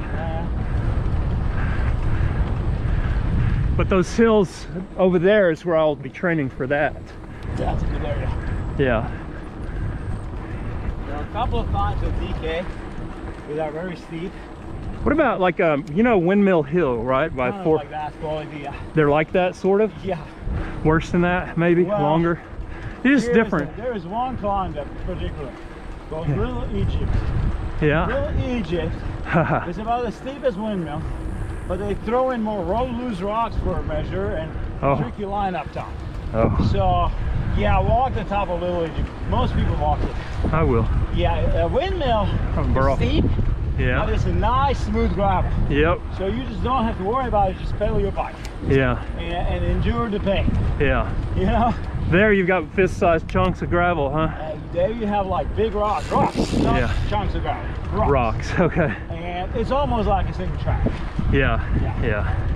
It's wider. It's like a dirt road with rocks and ruts. All right. Yeah. And they have a lot of that along, but that one in particular, it's about halfway, well, mile 95-ish. Yeah. And it's called Little Egypt. And you will see they have a sign there. Yeah. Okay. When you see Little Egypt, you'd be prepared. Prepare for a big climb. It starts a little downhill, kind of to lure you in, and then it starts gradually going up. And then you're like, oh, this is not bad. And then the top is like pitch steep and super rocky. Some people make it. The girl apparently did, because she said, I lost her after the first aid station, after the first checkpoint. And I don't know what happened to her, but she fell a little behind me on pace. Yeah. But so I didn't see her. All right. I think she had her own cruise when I went for the neutral. Yeah.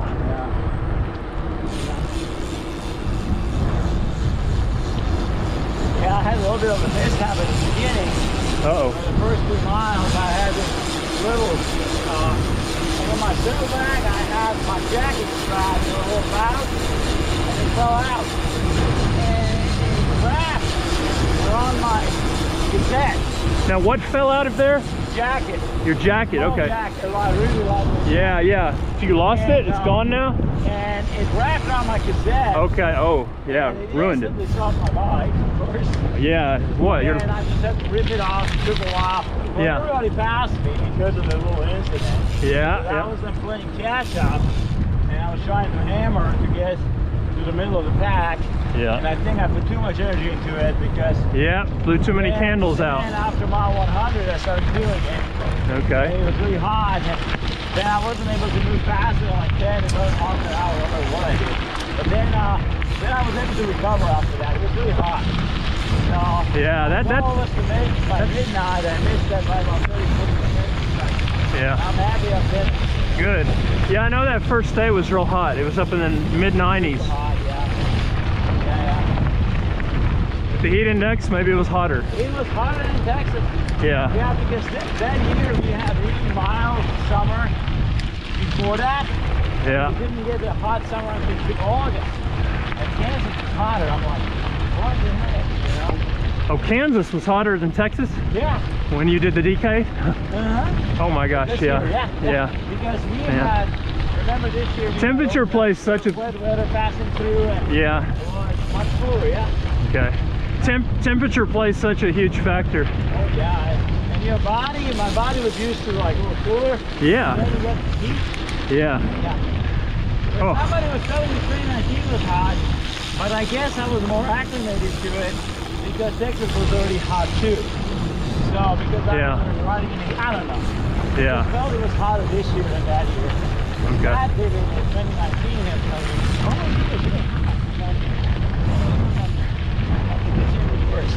yeah. I had it just subjective because of the mild temperatures we get in Texas.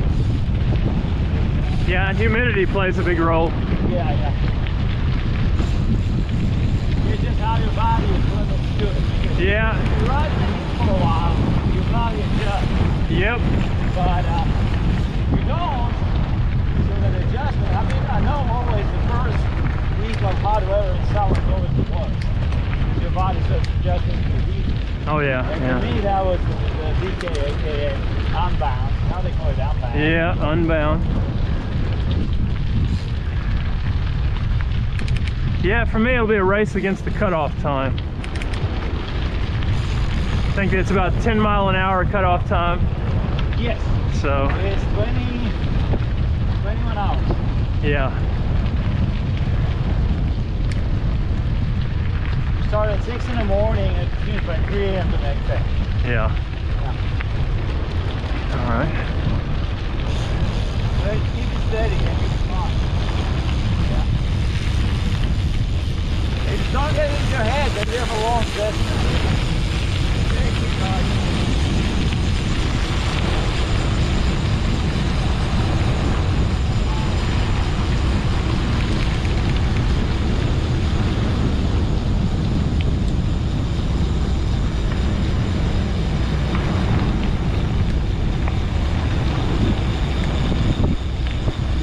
Got a low water crossing right here. Oh yeah, I remember this one. Now on the left, they've got a kind of, if you walk up to those and push, you can actually walk through there and explore on the other side. I take my kids, we go back there exploring the creek looking for fossils sometimes. But yeah, we got this low water crossing. Well, what happened in here, 2018, this was really hot. Oh, I remember. all right. And there were signs like Trolls Road, and we were like, oh, no biggie. Yeah. Come to this, I'm like, oh my gosh. We had to walk it, I had to carry bike across. Yeah. Luckily at that time I was doing the stage race, so I wasn't too loaded. Yep. But still. Yeah. No, this was no problem. Good. Good deal. I think they improved it. It Yeah. was much worse back then. All right. Well, I mean, it washes out. They have to put new rocks down there all the time. Yeah. One time I came across there and there was a big dead beaver. Wow. And all these potholes, and I almost fell on that dead beaver. So, wow. But this time it was nice and smooth. yeah, big But rocks. this bike is really good over that kind of stuff.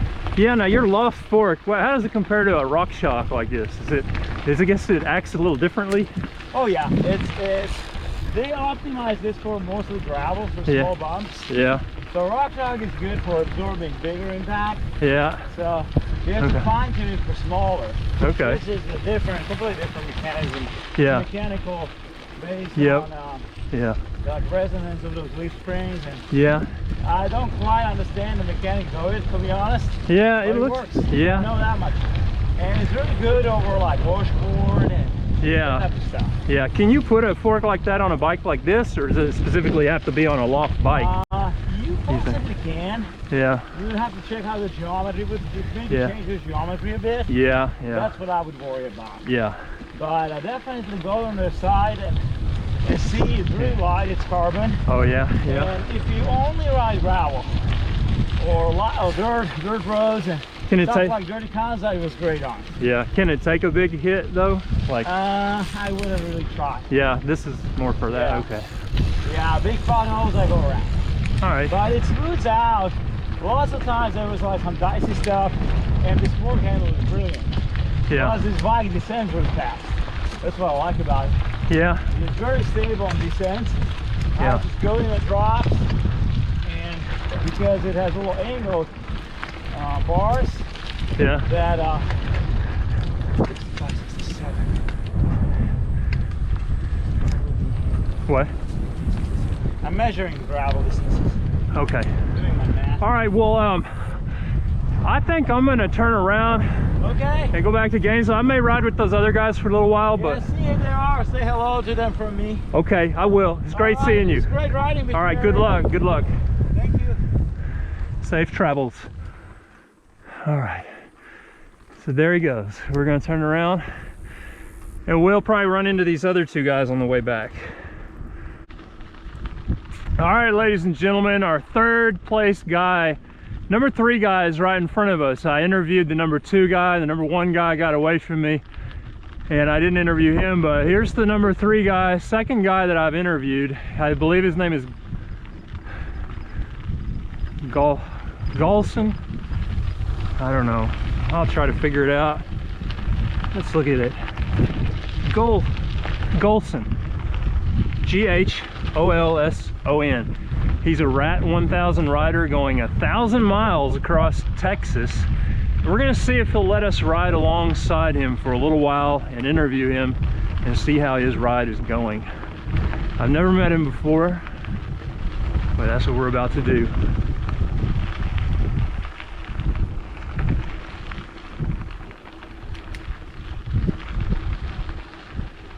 You're a Rat 1000 rider, aren't you? You mind if I ride alongside you for a little while? Of course not.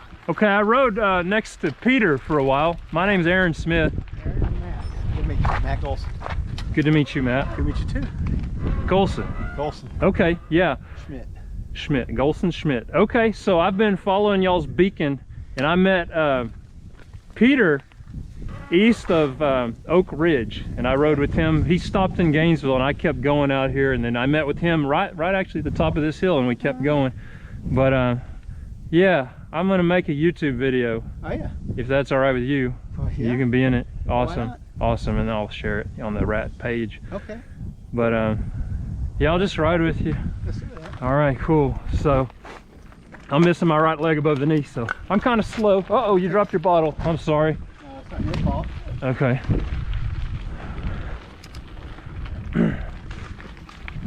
I'm pretty fast. I'm not going to slow you down. I kept up with Peter. He was booking it. Okay, well. Peter's ahead. All right, all right. Come here. Come here, you little sucker. I got a thing against trash. So Yeah, I don't leave any trash out myself either.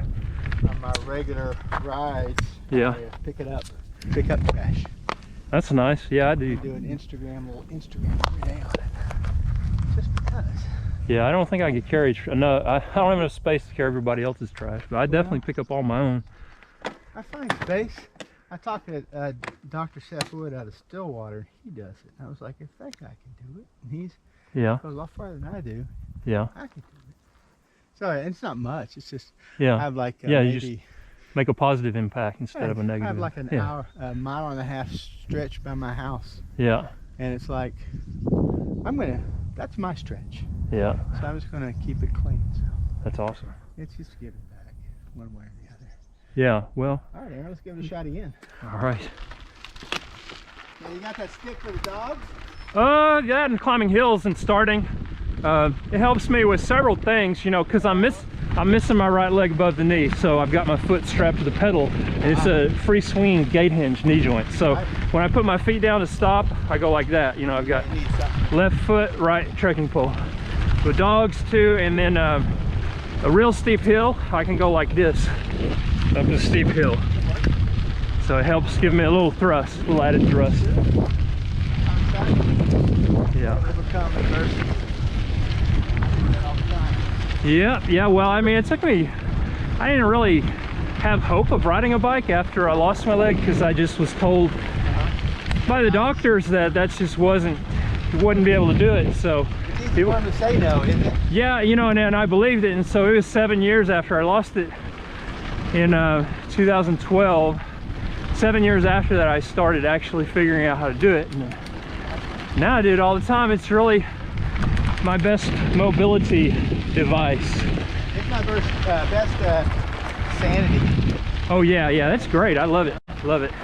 Even though doing this kind of stuff is really Yeah, you know, I'd love to join y'all on this. I just can't get away long enough to be able to do this. I've got 4 kids and I live in Gainesville, and but eventually, you know, my hope is to be able to do this ride. I'd love to. 8 days. Yeah. Well, if you get a good headwind or tailwind. Right now, wind's great. It's good. It's all over the place. Yeah, all over the place. It's not. It's pretty stiff. Yeah, it is a headwind right now. So I think there's maybe. Well, there was a bigger crosswind component, but yeah, now it is headwind. So. I'll try not to focus on that too much. Yeah, yeah. Yeah.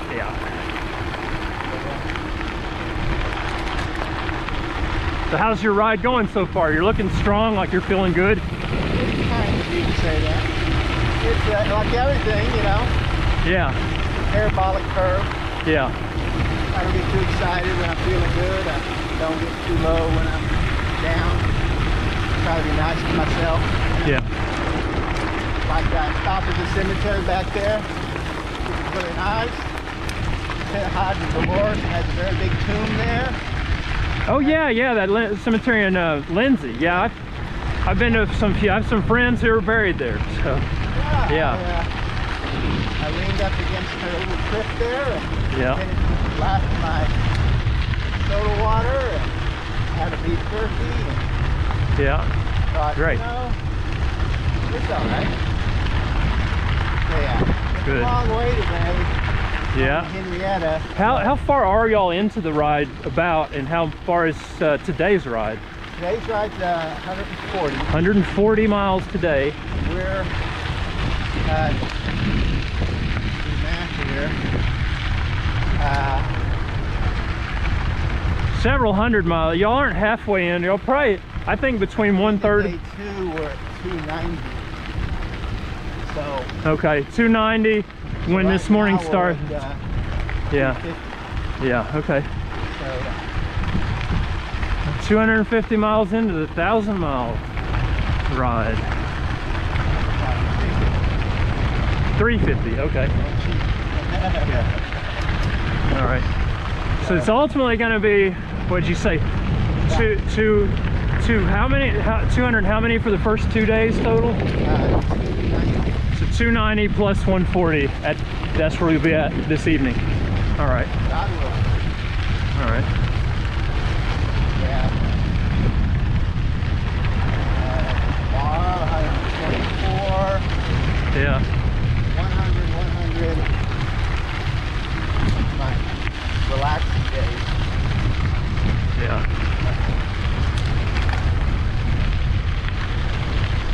Yeah, that rain came in last night. You know, I was afraid y'all were. I was on the dam at the time. Oh, okay. Well, I bet it was real windy on the dam. Seriously was. It was grabbing my wheel and jerking it. Okay. Man, yeah, that wind really picks up on the lake. It was going kind of slow. Yeah, those crosswinds can be the most dangerous kind of winds to deal with. Pretty good sheets of wind, rain there. So. Yeah.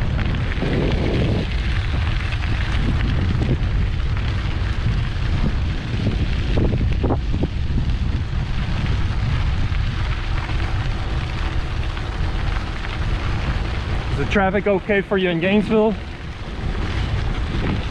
a problem. I live in Austin. So. Oh, you live in Austin. All right. Yeah. Well, I couldn't wait to get out of Austin. I lived there 5 years, and man, when I got to move back here after college, I was really looking forward to not having to wait in lines and fight traffic. I grew up in Houston. So. Oh, okay. So you're used to it. Yeah.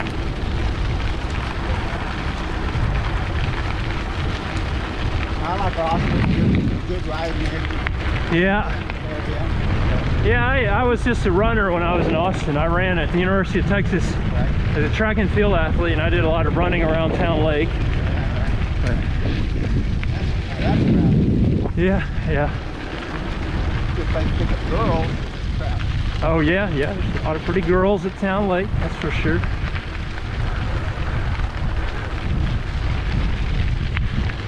Peter stopped in Gainesville. Wow. Yeah, he stopped at Taco, I think he said Taco Bueno. Not Taco Bell, not Taco Bell, not Taco Costa, is another taco place. I think it's Taco Bueno. Got a chicken taco. Yeah. Yeah, you'll have to restock somewhere. He said that the further you go west, the harder it is to restock. Yep. I'm not exactly sure what convenience stores you go past in Munster, but I know Munster's usually a pretty good place to. I won't eat it until maybe Kona. Okay. I've got about 6 rice cakes here. Yeah.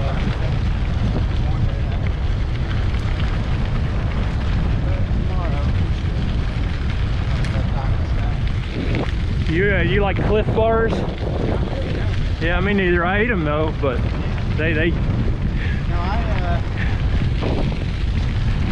like scratch back products. Okay. And Alan Graham put out a book on rice cakes. Yeah. Portables. Okay. Which I highly recommend. All right. It's definitely got me to the fitness level of time. Now you said rice cake portables?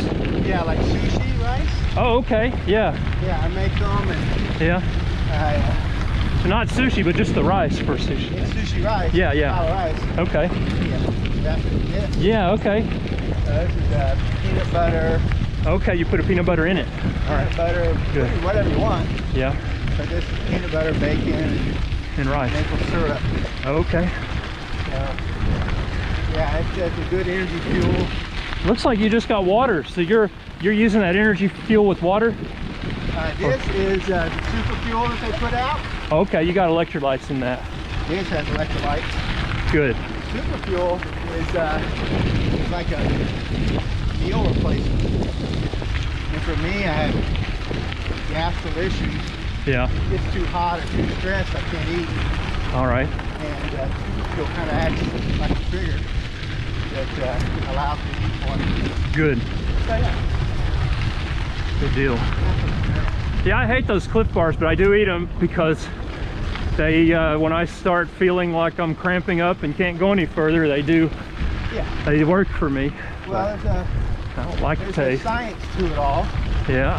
How much you expend in energy, Yeah. how much you take in, and how much your body can process.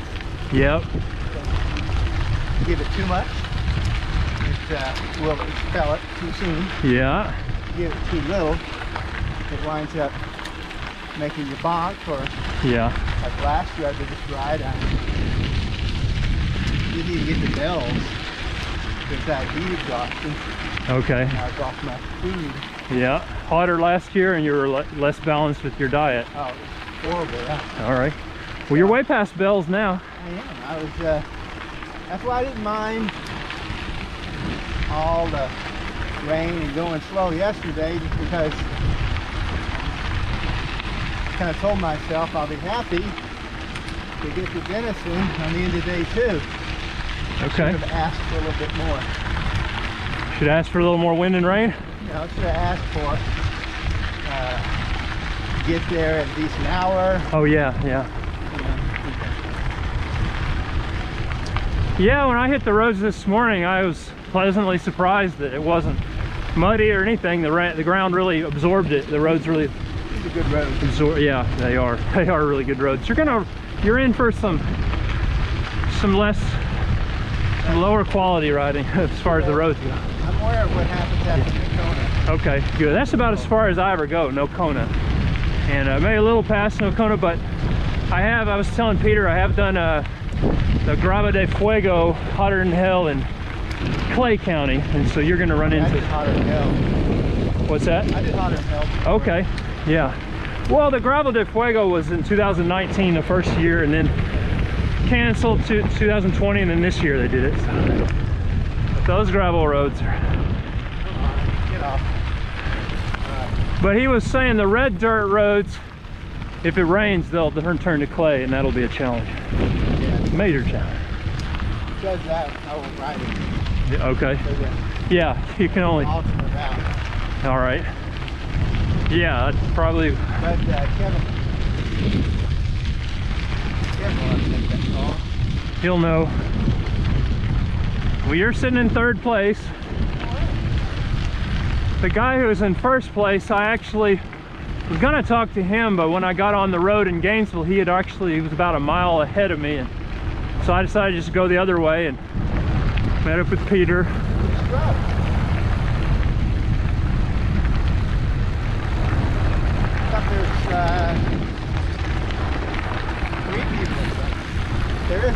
In front of you, there's 2 people. You are number 3.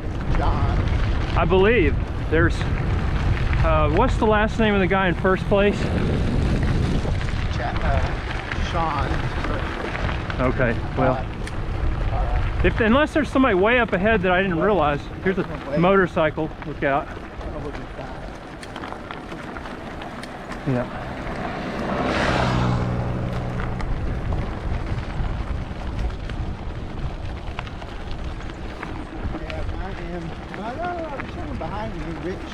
Now Rich, he had to pull out. This morning he pulled out. He had a mechanical problem. See, I'm keeping up with you on Spin History, and that's how I know on the Facebook page and stuff. The proverbial what? Red lantern. Okay.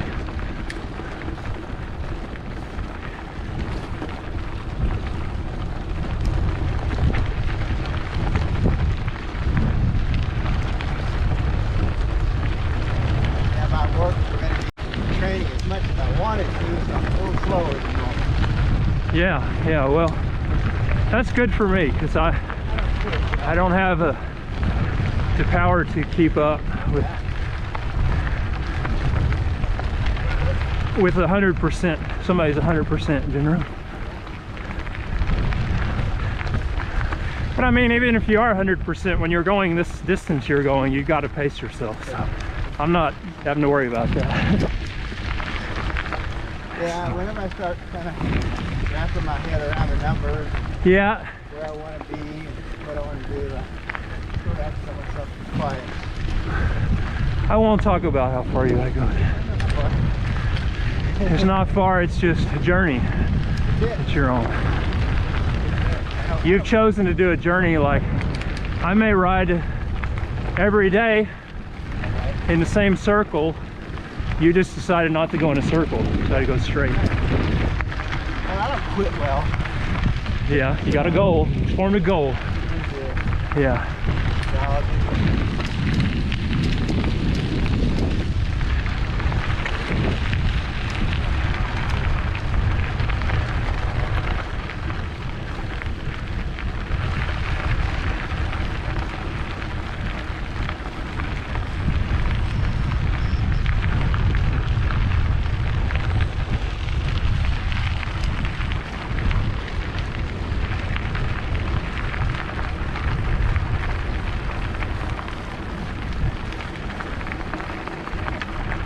The guy behind you was somewhere between Oak Ridge and Gainesville when last time I checked.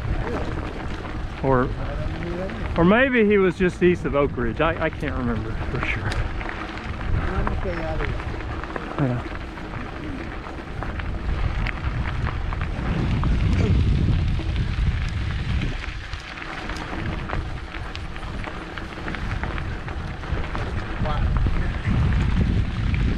Does anybody do bike packing on this trip as far as camping? I guess you do. Okay, so you camp. I have it all here, you got your tent? I got a bitty sack. Yeah, okay.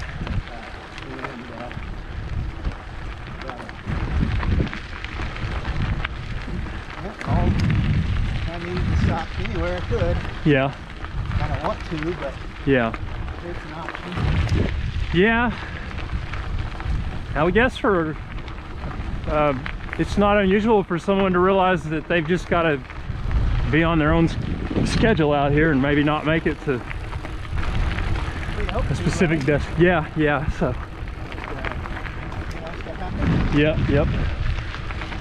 Have to be prepared for a night under the stars, huh? Yeah, or if I reach that point, I'll probably finish it. Okay. That's what I did that. Short of Bell was on Found a very nice farmer that let me I'm gonna go this way. I already did this with Peter. let me sleep on his lawn. Okay. I knew it was somewhere. Yeah, did he let you use his water hose too? Great. Very nice. Farmer Carl. Farmer Crawl? Carl. Carl, okay.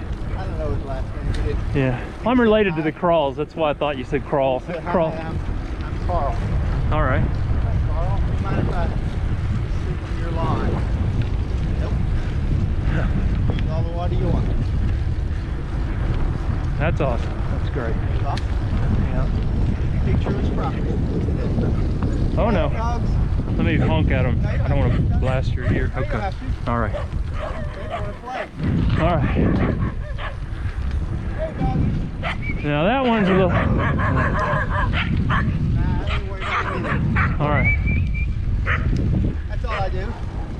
Whistle at them. All right. Use 'em. Yeah, yeah. Yeah, I like dogs. Good. I do too, but some of them they aren't as nice as those. I have to get real close. Yeah, some of them get For real me to close. do anything drastic to them. Yeah. Otherwise, Yeah. pick one dog. Yeah. Well, I always worry when they're in a big group and you don't know exactly how many are coming. Yeah, and for you, you have balance issues. Yeah, yeah. As an amputee, I think they look at me as like a weak prey. Yeah, try whistling at them. Well, I just say no Yeah. or back, Hey, that kind or I of, pull out the horn, and if they get right up on me, I'll use my trekking pole. yeah. I find that kill them with kindness, they appreciate it. Oh yeah, yeah. I try. The 90% of the time that works, but But when it doesn't, yeah, be prepared. you got to be ready for the worst case scenario. So that's what I do. I whistle. Yeah. I say good dog. I Yeah. raced a dog for about a quarter mile. Yeah, yeah. I've done that too. Yeah, a lot of fun. Yeah. And then when I started to pass him up, he started barking at me. I said, well, it's not my fault. You walked too slow. Yeah.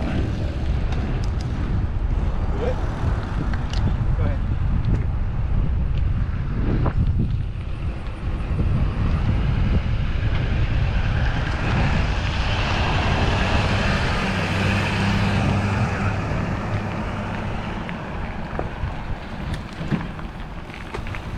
Yeah, dogs aren't the biggest concern for me. It's people. Yeah. People who are texting or just mean-hearted people. Mean spirit. We get a lot of those. Yeah. More popular. Sure. Some people think rolling coal is funny. Who? You know that whole rolling coal thing. Oh yeah, yeah. When they blow that Yeah, diesel smoke at you. Yeah, called rolling coal. Yeah, you know, I've got my video camera. It goes 20. I mean, I've got a 10-hour battery on this thing, and so it goes 10 hours. And if I want to go 20 hours, I carry an extra battery, and I videotape everything. And so people have blown coal at me, and I'll put their license plate on a video and say, look, this person did, look what they did, and here's their license plate. So in my area, I've gotten a lot of it's improved a lot by just people who try to pretend like they're going to play chicken or hit you, or blowing coal. When I put the video on the internet and their friends see it in their license plate and they recognize their face, well, then they get a bunch of texts. There was a guy that came up behind me a few weeks ago just gunning his engine, and you could hear it, and he was swerving around, peeling out, and I just pulled over up in the gravel driveway and turned my head, and you could see what he was doing. As he came by, you could see the look on his face and his buddy's face, and I blew it up, you know, and showed everybody the video. Well, I didn't even know who he was, but a few hours after I posted that video, he sent me a message saying, I got 15 texts from friends, please take that down. I said, no, it stays up forever. I leave it up forever, but I didn't turn you into the police, so. Well, this is halfway. This is halfway? I'm very excited for the day. Okay, great, great, great, great. Halfway. Farther from Denison than I am Henrietta. All right. Yeah, I need to do some mini rides that just where I can camp overnight. Yeah, my bike shop puts on a lot. Okay. Those. All right. At least did before the COVID. We still do some. Yeah. We do a lot of state parks. Okay. Things like that. That was great. All right. And then yeah, just find a state park that's Find a what? find a state park that's not too far away. Yeah, I think, did y'all stay at one last night? Denison? Rich did, I think. Okay. That's one, I think it's about 55 miles from my house. So yeah, my bike shop, that's what we typically do is Okay. ride to a state park. Pitch your tent? Come back. Okay. Yeah, I need to start doing that before I form a goal like this, you know, going 1,000 miles. Yeah. Yeah, okay. All right.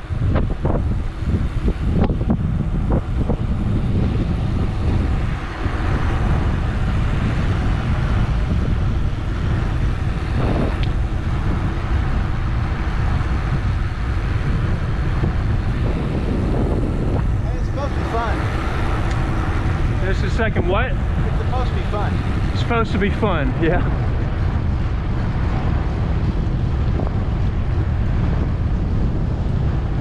Make sure it's a light tent. Yeah. You like tents or baby sacks. Yep. I like my tent. Yeah, that may be the way to go, a bivy sack. Yeah, it all fits in here. Just one person. But the Big Agnes single person tent can fit in there too. Okay. Same size. Yeah. All right. Yeah. But there are plenty of other makers. Now, when you're loaded down like that, how does it stress your body compared to when you're not loaded down? Well, I mean hills. It's a lot harder on the hills. Harder. Yeah. Okay. I've tried loading myself down and just practicing, and boy, maybe I was in too hilly of an area over there by those windmills, but it was really hard loaded down. Work your way up. Yeah. The nice thing about Austin is you can kind of pick whether you want gentle hills or big hills. Yeah. Now, is there good gravel around Austin? Okay. Down south, Yeah. Lockhart area. All right.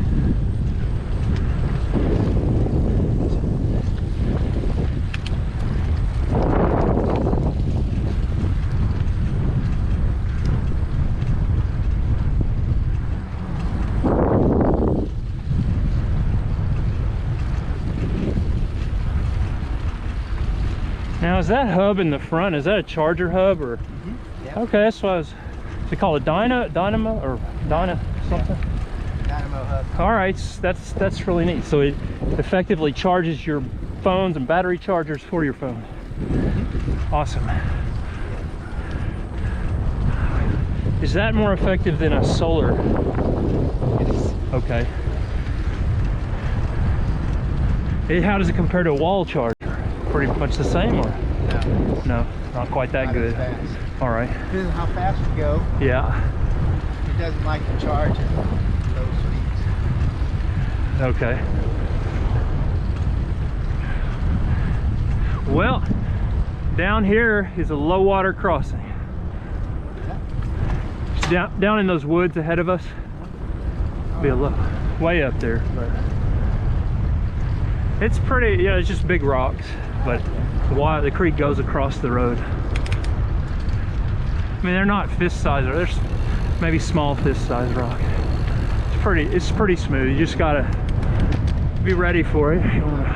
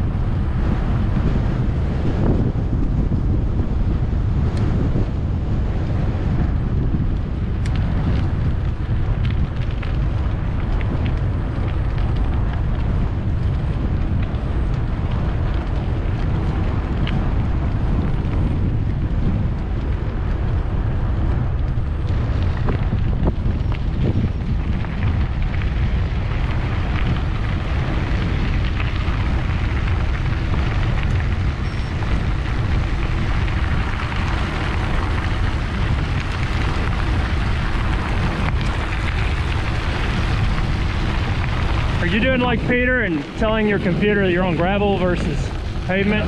No. Oh, okay. All right. I charged out my Okay. Garmin. All right. I don't need to keep. That beeping said it was full of charge. All right.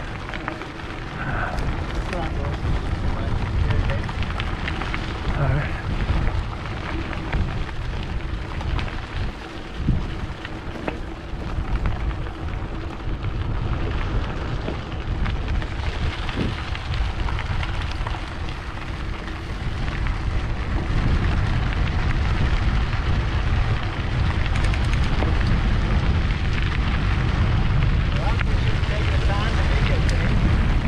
What's that? I appreciate you taking the time to videotape. Yeah.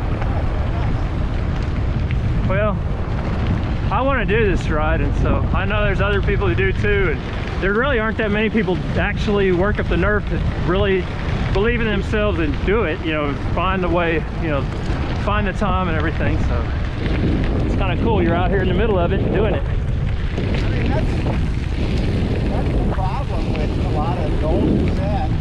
Yeah. It's who you let know that you're going to do it. Because for me, it's embarrassing when I fail. You know, so it's kind of mental. Yeah. But, you know, if you don't try, you're never going to do it. And, you know, I didn't enjoy, you know, almost getting myself to the hospital last year for heating loss. At all. I didn't like going and farming Carl and saying, can I sleep on your lawn? Yeah, yeah. You know, but You've got this goal and you're learning as you go and improvising and the whole thing about making it happen. You know, sometimes you don't get beyond the barrier. Sometimes you find that key. Yeah. I didn't think I could do all the Mid-South rides this year. Yeah. The socially distant Mid-South. Yeah, I paid attention to that online. So I hopped in my car and I did them all. Yeah, that was a mud fest this year, wasn't it? Well, Or maybe that was last year, I don't know. that was the first Mid-South I did. Yeah.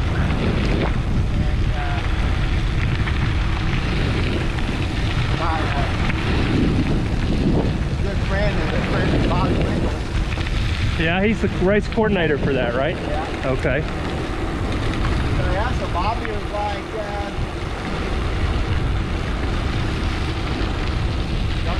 I helped him design the course in Austin, one of the 8. So he just put it out. I started thinking about it before that. I was like, wouldn't it be cool to do all of the Mid-South rides? Yeah, yeah. And, All right. Careful here. So when you say all of the Mid-South rides, you mean like in one year, like in one weekend? I did it 2 days. And how many miles is that? I mean, bike miles or? Oh, is it running and biking? No.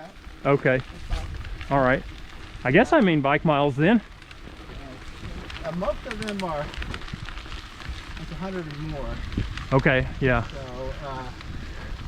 bike miles, You did the longest race. it was like 900 total miles. Wait, 900 total miles? What do you mean? It was like 8 different courses, 8 different cities. Oh, so a series of races. Right. All right. So I had to, Put on by the same people that do the it Mid-South. was incredibly socially distant Mid-South. Okay, one race after another. Okay. Yep. So this year you did over 900 miles of racing before you started this race. All 8, All right. 5,000 miles of driving. Oh, yeah, So I would do the ride, yeah, throw the bike in the car, yeah, drive to the next city, yep, do it again, unsupported. yeah. So yeah, it's pretty intense. I wasn't sure I could do it, Yeah, yeah, you learned a lot in this through the process though. so I only told Bobby when I was halfway through that I was even doing it. Yeah. Yeah. So you must have been part of a very small handful of people to take on that many challenges. You're the only one? Only one. The only one who did all 8 Mid-South challenges this year. Yes. Your first name? Matt. Matt. Matt and Goson. Goson. All right. Yeah, if you look on the wrap, Yeah, yeah. Spelled out. Yep. I saw it 10 times. I just have bad memory for names. So many people I forget. All right. I don't mean to. Yeah. But yeah, it was just, I was going to do it with my buddy, and he wasn't able to come. And I was like, you know what? I'm going to go ahead and do it anyway. Go it alone. Yeah, that's what Another, most of my riding is, going it alone. You know, my training and riding. Right. These races are great too, though. But I'm not really big in, I mean, I do races. yeah, well, I mean, I consider this a race. It's a ride, but it's a race too. I don't expect it. It's called the Race Across Texas 1000, or maybe Ride Across Texas. Yeah, it depends on your perspective. Yep. Well, I probably ought to start heading back, and there's one other guy I may run into. All right. But I'm running low on electrolytes and stuff. All right. I probably ought to head back. Well, like I said, I sure appreciate it. It was good to meet you. Take your time. It's good to meet you too. Good luck to you. I hope you make it this year. Make it all the way. And I had my doubts. Well, but I don't listen to them. Don't listen to. That's it. Don't listen to them. And well, I mean, if you've done so much racing that you know when if you have to fold them, then you can walk away and come back again. You'll have more opportunities. So you're taking care of your health. Just doing it's going to be good. Really good for your health. Yeah. This sucker where it belongs. It lives here. Yeah, I would like to be able to videotape the whole rat if I was doing it, but the challenge for me would be charging. You know, keeping all the batteries charged. That's a lot of extra weight, a lot of extra. Yeah, it is. It's extra weight. I think that I could probably make it 4 or 5 days. Maybe the way to do it would be electric bike it. Well, yeah, maybe, but I've never ridden an electric bike, and as an amputee, it's a big feeling of accomplishment to be able to just do it with the power I have. But I agree. You're right. There's a guy I know who's got an electric bike, and he rides 20 miles an hour, and he's done more miles this year than I have, you know, and he's above the amputee like me, so he's on an electric bike. So may do that eventually, but for now, the exercise, you know, it's 100% my power, right now. So that's all I got. Big part of it too. Guns for legs, yeah. Yep. All right, well, safe travels. Take care, friend. You too. All right, bye-bye. And you're going to post it on the site? Yeah, well, you know, I'm going to make a YouTube video. Good, and I rode with Peter for a long time and you for a while, and I may post it all, I don't know, but all right, I'll look for it. It's going to take a while for me to edit it, like a few days probably, and then I'll post it. So all right, well, thank you. All right, take care. You too. Bye-bye.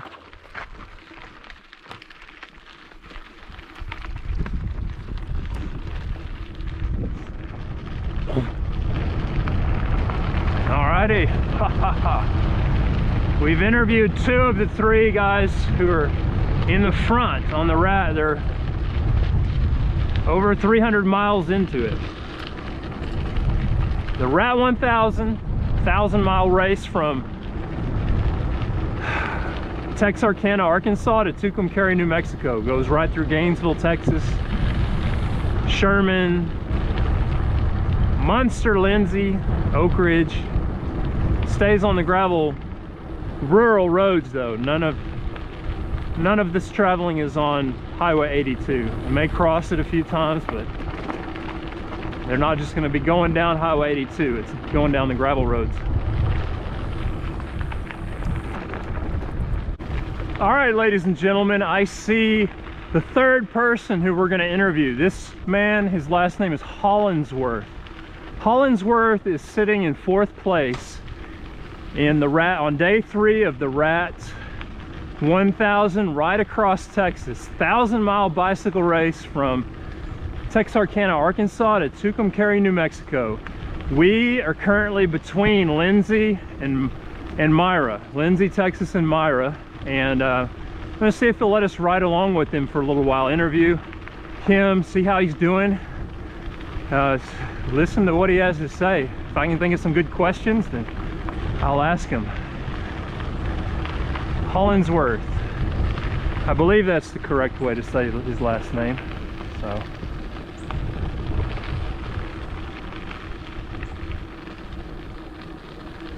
He's going pretty fast. I don't know if I can keep up with him. Is your name Hollandsworth? Say again? Is your last name Hollandsworth? It is. I'm Aaron Smith. Can I ride with you for a while you're on your Rat 1000? I've been following your beacon. I rode with Peter and Goson. Rode with those two. How far up are they? Oh, they're probably past Munster. Both of them. One of them. They're actually, the distance between them is about the same as the distance between you and Goson. So okay. The distance between Goson and Peter is the same as the distance between. Actually, you may be a little closer to Goson than Goson is to Peter. I took a wrong turn this morning, and I was trying to get on the course. I think I went halfway to South Padre Island.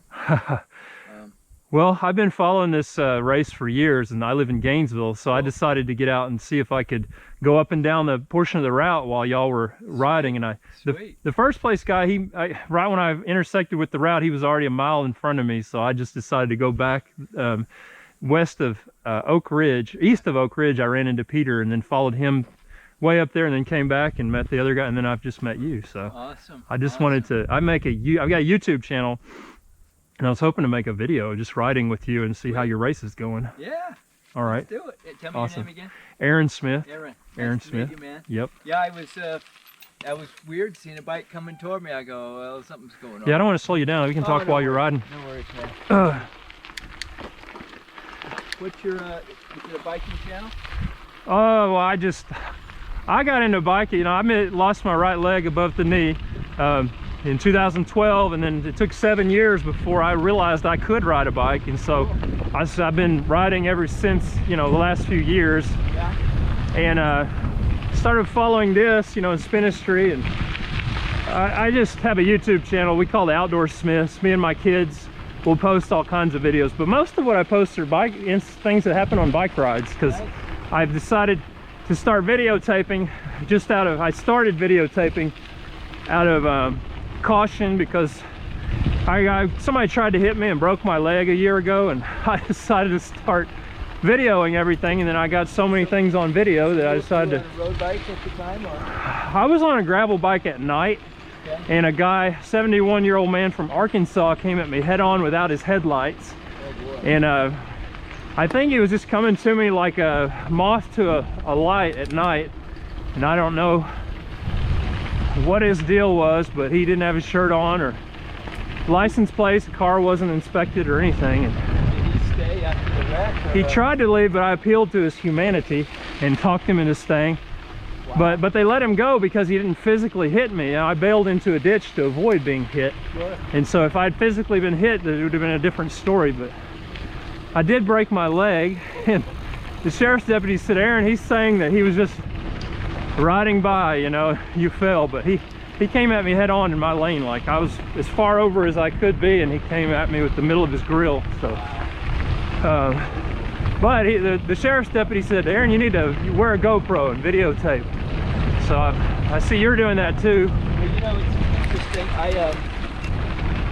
I keep mine on. It's got a battery that just goes and goes. I just got this a day before the ride. I swear to goodness. Okay, well, you don't know how to make your battery run for 10 hours non-stop like I do then. No, I don't know how to do that. Yeah, so that's what I do, and if I run out of battery, I just put in a new, an auxiliary battery. Cool. So you just have a big card and it keeps adding to it then? Well, I delete most of them. Okay. I can't store it all. But I make videos out of dog attacks and virtual rides. I make virtual rides that'll, like, they may be 5 or 6 hours long that somebody can do on their stationary bike in an apartment somewhere in the city, you know. So. Wow, that's a fascinating day you're having. Well, y'all have an amazing goal to go 1,000 miles, and I've never actually had the chance to get out here and ride next to any of the people doing that. Well, that's cool that you're doing it today. That's awesome. It's a beautiful day. So you could just look at the tracker and know about where to... Yeah, I just looked at the tracker about 5 or 10 minutes before you popped up, and it showed you were just this side of Lindsay. So yeah, I had an idea. I was watching the horizon as I rode. Yeah. So what do you do in Gainesville? Oh, I have I raise cattle, and I have an art business where I sell I sell metal art. A lot of it's out of horseshoes, and Nice. it goes all over the country and world, really. Just stuff, custom names and gate, ranch names, and Yeah. all kinds of artwork out of metal, welded artwork. So But it's, allows me to be able to come out here on a Monday and there you go. ride with you. An eye-opener to me to see the extent of the rural countryside and how Yeah, much population lives, not in cities. yeah. Are you where? I was in Dallas about 25 years, and Okay, right now I'm in Hot Springs Village, Arkansas. all right. So, but I've done single long day rides. Yeah, this is your first multi-day ride. It is. All right. So I've never done a multi-day ride. it's I'm hoping to do it too eventually. and you look like you got the stamina and the fitness for it. Well, I've done some pretty long single day rides, pretty long ones. But yeah, I think it's an amazing goal, a really awesome goal. My So- biggest challenge right now is fatigue. We got Yeah, riding with the second gentleman, the bearded gentleman. yeah, Matt, yeah, Matt Riding Golson. with Matt, last evening we got in late and we came through that thunderstorm Yeah, in Denison. he was telling me that he was going over the dam. You were with him Yeah, when that storm hit? yeah. I bet the wind was really, It was a bitch. I mean, yeah. with this side pack, when the frost Oh, came yeah, up, yeah. I got blown off the road like you- a sail, Yeah, like having a road tire with Yeah. road racing with yeah, but it really caught that. But he put a jacket on in the rain came. I mean, it's completely dark. We're trying to just make it in to the hotel. Yeah, So we had about an hour of that heavy rain. And I thought, why should I get a jacket out, right? I mean, everything's totally dirty anyway. I said, but I knew if it was a cold front, the precipitation got cold, yeah, you got that hypothermia thing. And Yeah. at first the rain was fine, and then it changed, and it went what felt like ice cold. yeah. There was a cold front behind that Oh, line of showers. And I didn't continue. I would have had to pull out the gear and put it on because by the time I got to the hotel, my hands and feet were going numb. So that storm, you basically rode it out, and it all hit your body. Yeah, All that storm I don't recommend that. got drenched. Yeah. Wow. So then, I was commenting, I don't know if you do any motorcycle stuff, but I don't. they have an event in Europe called the 6-Day Trials. Yeah, And it's basically, it's kind of like this. You got to go a certain amount per day. They time you yeah, cross country. yeah, Then any amount of time you're working on your bike, they count that against you.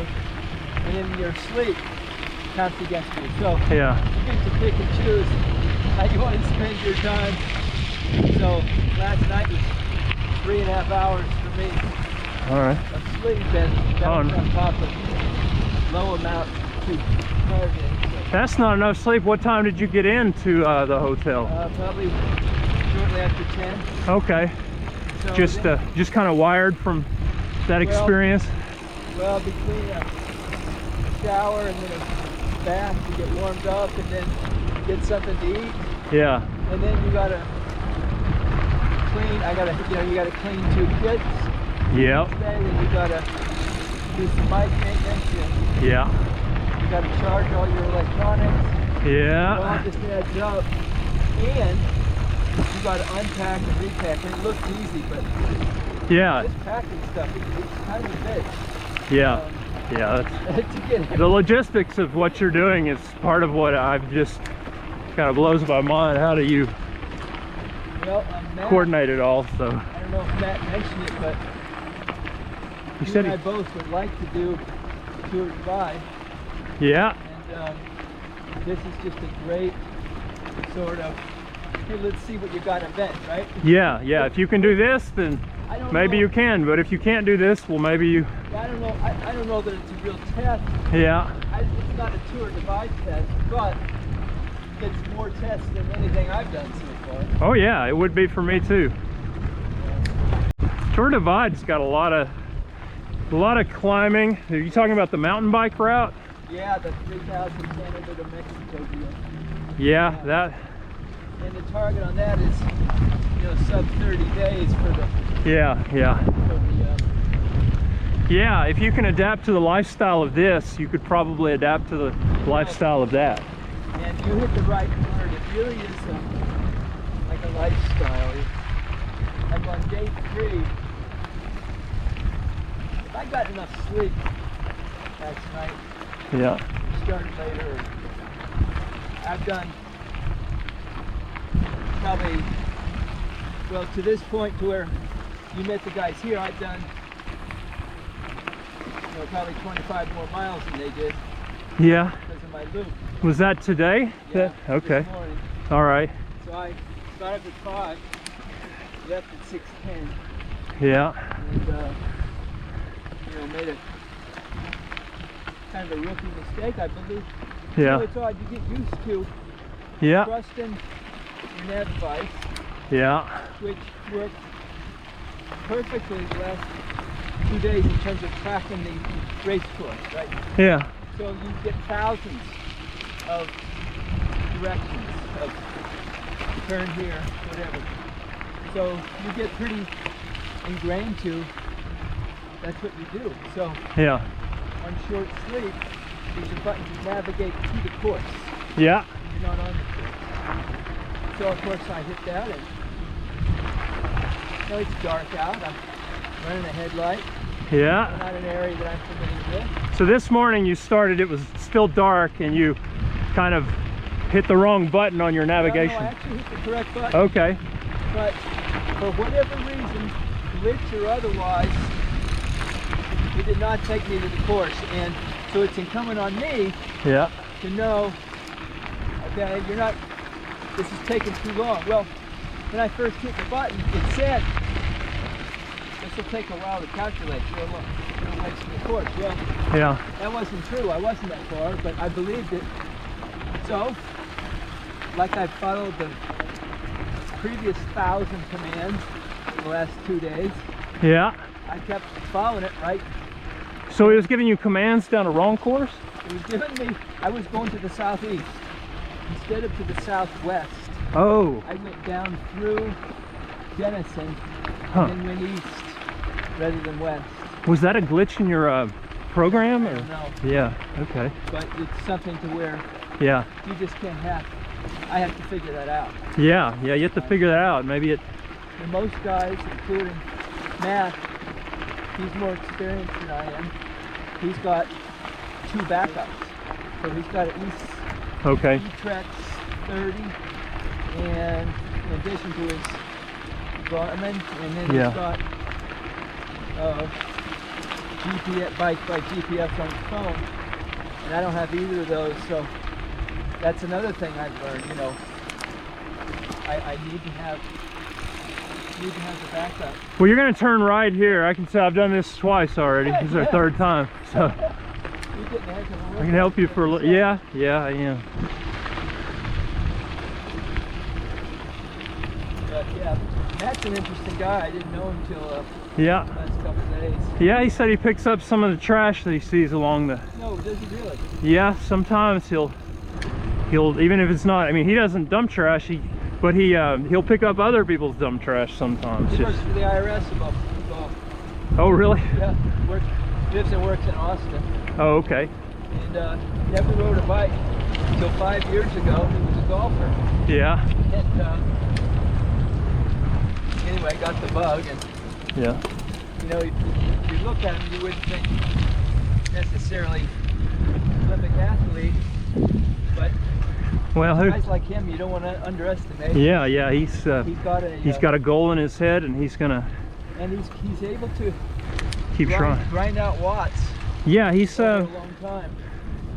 Yeah, he's done better. Last year he had to throw in the towel in Bells, Texas. Yes. So he said that he's going to, well, obviously he's much further than Bells already. He's feeling good. He's not in a rush. He's enjoying the process. Good.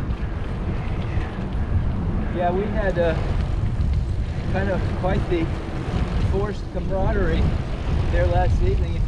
Yeah. Between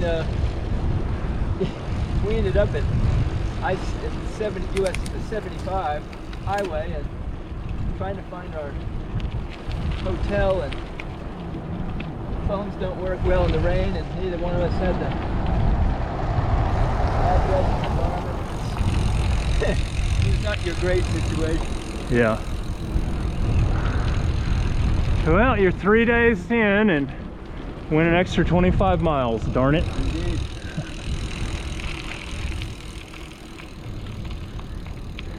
I think you go straight here. Yeah, you do.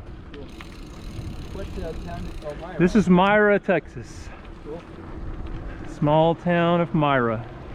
There used to be a railroad track that came right through here a long time ago. I don't even know what it's called. Maybe it's the Katy Railroad, I don't know, but it went from east to west, and this building right here was right in front of the railroad. Really? Yeah.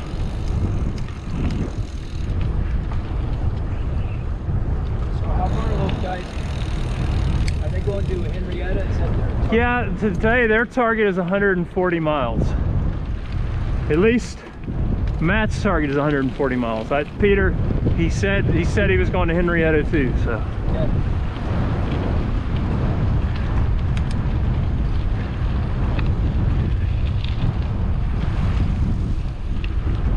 Yeah, I was thinking a little less distance than that, but you may be right.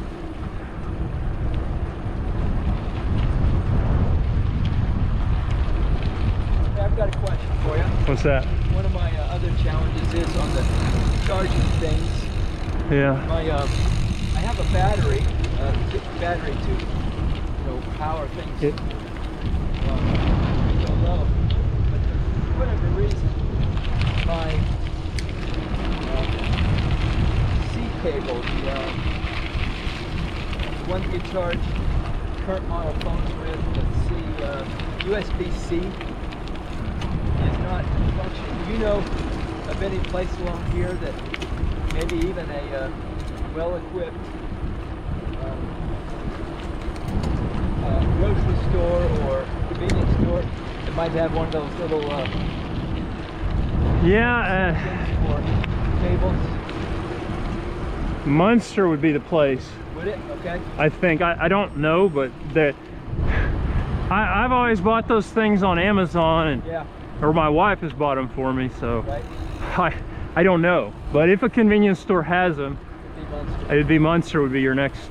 And where do they fit in there? The route. Let me look at your route. I didn't go that far, so I didn't really look for sure. But there's several convenience stores in. Okay, yeah, you'll go right up to Munster, but you may have to go. Yeah, it may not be on the route. I know that. It looks like you'll make a T into Highway 82. Okay. And instead of you're supposed to go left, but you may have to go right for a little ways to find. There's several convenience stores on both sides of the road. Good. Will they have what you're looking for? I don't know. I appreciate that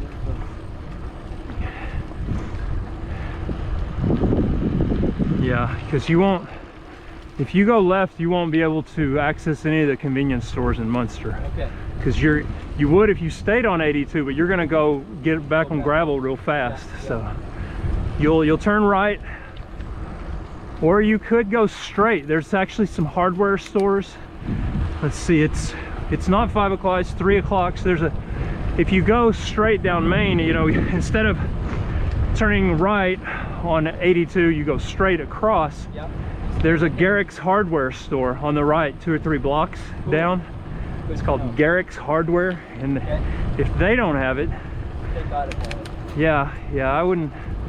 They'll know if they've got all kinds of stuff that you wouldn't think would be in a small town. Right.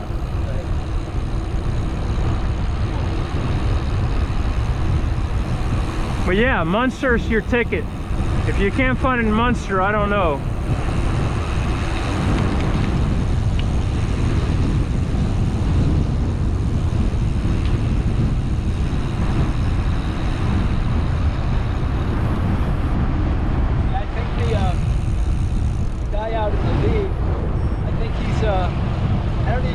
Doing hotels. I heard him at the start talking about sleeping along the side of the road. Oh yeah? You think he's camping? I think at least some. Yeah. I'm not saying he's doing it every night. Yeah. I think he was, I saw him, his sponsor is like a college cycling group, so he must be a recent grad. Okay. My guess. All right. Yeah, I didn't, I probably, if I'd have caught up with him, I might not have been able to keep up with him. He might have been. I suspect he's running on pretty high octane. Yeah, so. He had already passed the courthouse in Gainesville when I got there.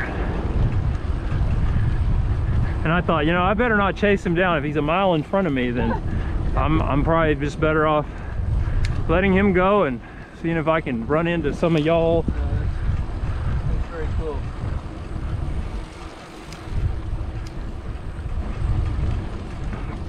It is kind of bizarre to have someone come up to you, call you by name, and oh yeah.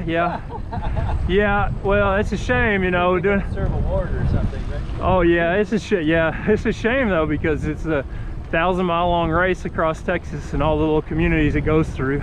Yeah, you know, hopefully it's just a neat goal, I think. Hopefully Kevin can grow this event. I know COVID did it pretty good last year, or canceled, I'm not sure, but yeah, it has all the hallmarks of a real cool thing, like you say, for towns that come through. Yeah, in my book, it's an epic journey. Yeah.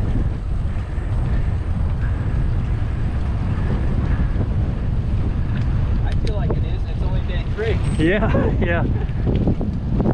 do you like that bike?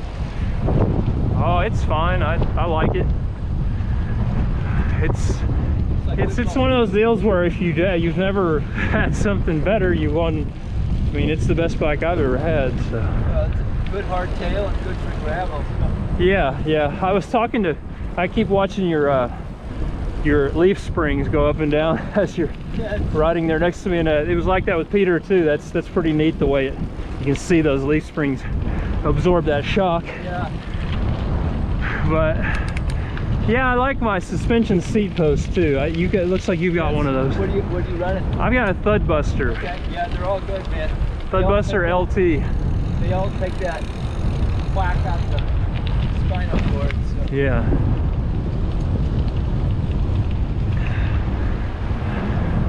You're gonna get some miles in today, my friend. Yeah. Yes, I am.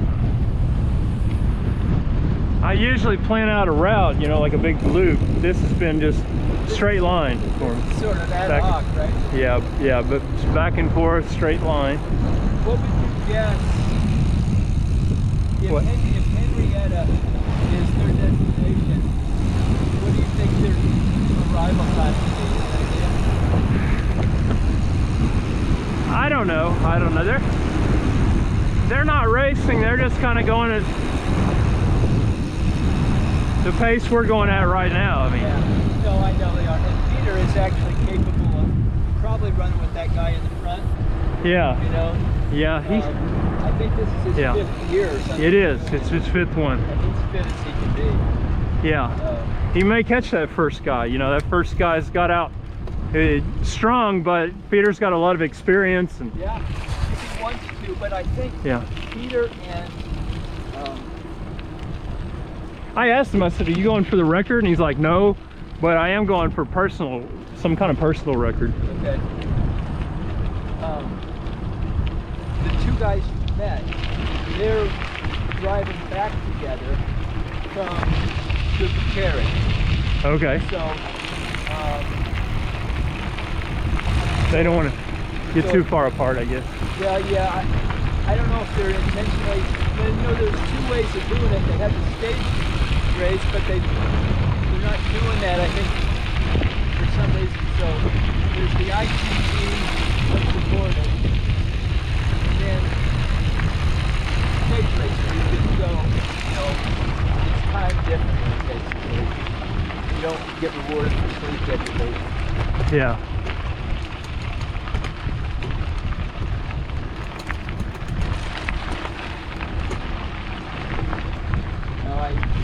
Typically, yesterday, what happened day 2, I'd never ridden as many miles as I did on day 1, which was 157, I believe. Really? The first day, 3 days ago or 2 days ago, you went 157 miles in one day? Yeah.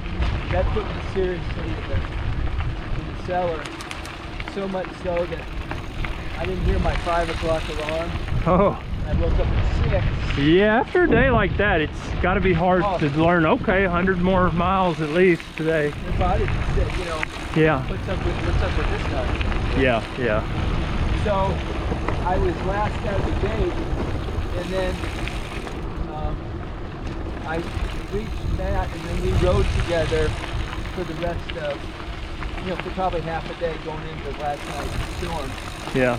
So I was just hoping that I wasn't so far behind that maybe I couldn't ride in with Matt, but that's not going to happen today. Yeah, when I was riding with Peter, he stopped to eat in Gainesville, and I was going to turn around, but then I thought, you know, I don't want to go through that traffic in those intersections again. Yeah. So I decided to just go up ahead, and then he finally caught up with me pretty close to where I met you, and then I rode with him until it turns into pavement up here, and then I turned around and I rode with the other guy, Matt, until we hit pavement, and I'm going to ride with you until we hit pavement up here. Okay, cool. And then we've got a low water crossing we're about to go across. Oh, good. Yeah, it's right down here,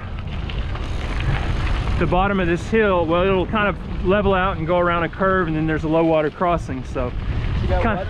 Yeah, there's water going across, kind of fist-sized rocks, but it's only 2 or 3 inches deep. So, but it's pretty wide, and you'll get your shoes wet if you have to stop and put your feet down, and you'll get your socks wet. So. Funny, you probably noticed the mud on my shoes right now. Yeah.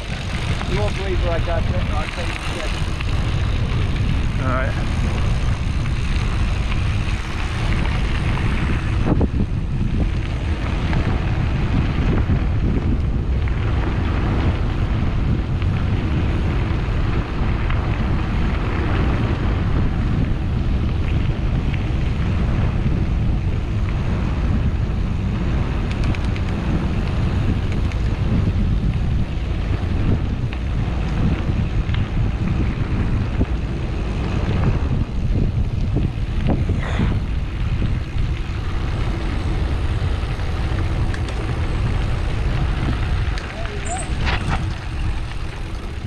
What's that? You're right. Yeah, pretty big rock chunks. You don't want to hit it going too fast, but it's not too bad. Pretty smooth. It's kind of picturesque. Yeah. I imagine when you got some water going through, that's a little different ballgame. Yeah, Peter said that he came through here, I think maybe last year, and it was really high. He had to get off and walk, carry his bike over his head or something like that. I think it was last year, but he was telling me that. Oh, so I'm on my escapades, my navigation escapades. I'm over on the wrong side of 75, US 75. Yeah. But I'm on the way back to get on course. Yeah. So This morning. So Yeah. it's light now. I cross back across on a bridge, the overpass, over 75. Yeah. Following directions to get 182 and wing my way out to Whitesville. Yeah. But so I just crossed 75, thinking life is looking up and figure out a way out of this. There's a big construction up ahead. Road closed, bridge out. Oh no. And I see nothing. I even did the detour and I didn't see any way to get back. A lot of times when it says bridge out, the bridge isn't actually out. But well, in this case, it was completely out. It was okay. But then after doing the detour that didn't work, Yeah. I rode back to the construction area. They got cranes, huge amounts of dirt. The bridge is gone. Yeah. So I walked over the edge. This great big thing down there, and then back up, and there's water and mud down there. And I thought, So you walked across the creek?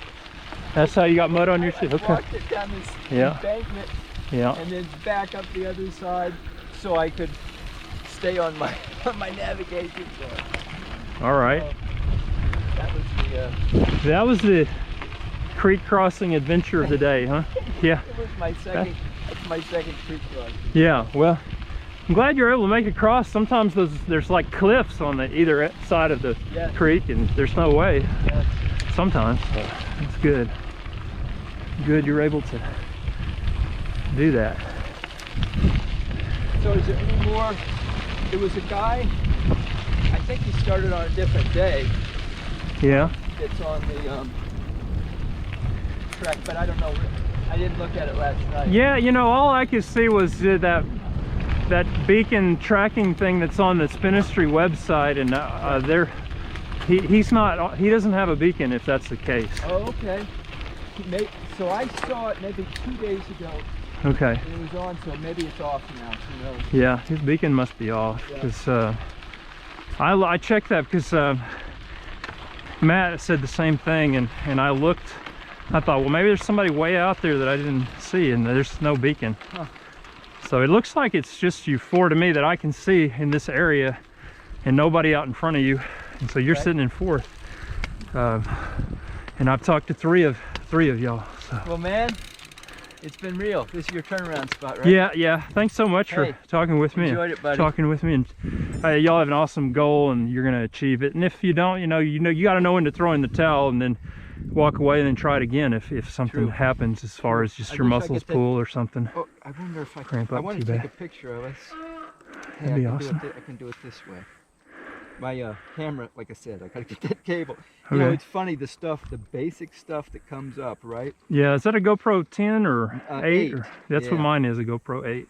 Let's see, so if I just go ahead and push. But if you look on top of my helmet, I've Velcroed a charger on top of it, and it's plugged in.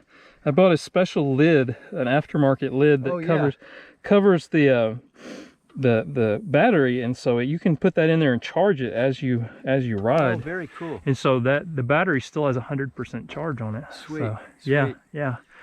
Sweet. Well, listen, man, it was a great meeting you. Thanks for stopping by. Thanks for your great meeting you event. too. Great meeting you too. And hopefully we'll see you along the trail sometime. Yeah. Down Best the of road. luck. Maybe some other year I'll be able to join y'all. Hey, but that would be great. You know that Facebook page is a good place to network. Oh yeah, I've learned so much. That's why I got this suspension seat post. But, seriously. But I've got I've learned a lot just watching y'all's Facebook posts, and so being able to get out here and actually ride alongside y'all for a while is just amazing thing for me, and I appreciate it. And I've got 4 kids and a wife in school right now, so I just wouldn't be able to get out here and do that, you know. That. But it's great to be able to ride with y'all for a while. It was fun to have a riding companion for a bit. Great. Thank you, my friend. Great. All right. Safe travels. You'll just go straight, and then you'll it'll T, and then you'll go to the right, and it'll go into Munster. And then we're getting pretty close. Yeah, we're getting pretty close to Munster. You'll stay on this pavement stays until you get to a state highway, and you'll go right into Munster. And then when you hit Highway 82, you can either turn right or just go straight across. But to go on your trail, you know, your path, you'll go left. But be very careful, because there's not a shoulder on Highway 82 right there. Okay. And so just be very careful. It won't be long before you'll go off to the left on a gravel road and go straight. But your best options for convenience stores is either turning right or going straight. Perfect. Convenience stores are right, just hardware stores and general stores in general, or if you go straight. For the businesses of the town. All right, buddy. Thanks again. Thank you. All right, we'll see you down the road. All right. Take care. Bye-bye.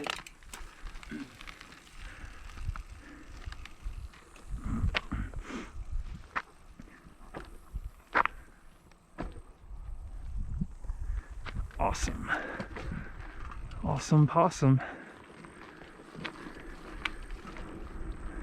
We got 3 interviews with these guys. 3 of the top 4 rat racers riding 1,000 miles across Texas. We got to interview them on day 3. October 11th, 2021. So for those of you interested in how far I went while I was trying to keep up with these guys, I went 70.5 miles, climbed almost 2,800 feet, 27,077, averaged 10.5 miles an hour, and reached a maximum speed of 31.3 miles an hour. All right, ladies and gentlemen, I hope you enjoyed it. I know I did. Until next time, be sure to like and subscribe to my YouTube channel so you can join me on some more amazing adventures like this one. All right, y'all have a great rest of your day. Take care. Bye-bye.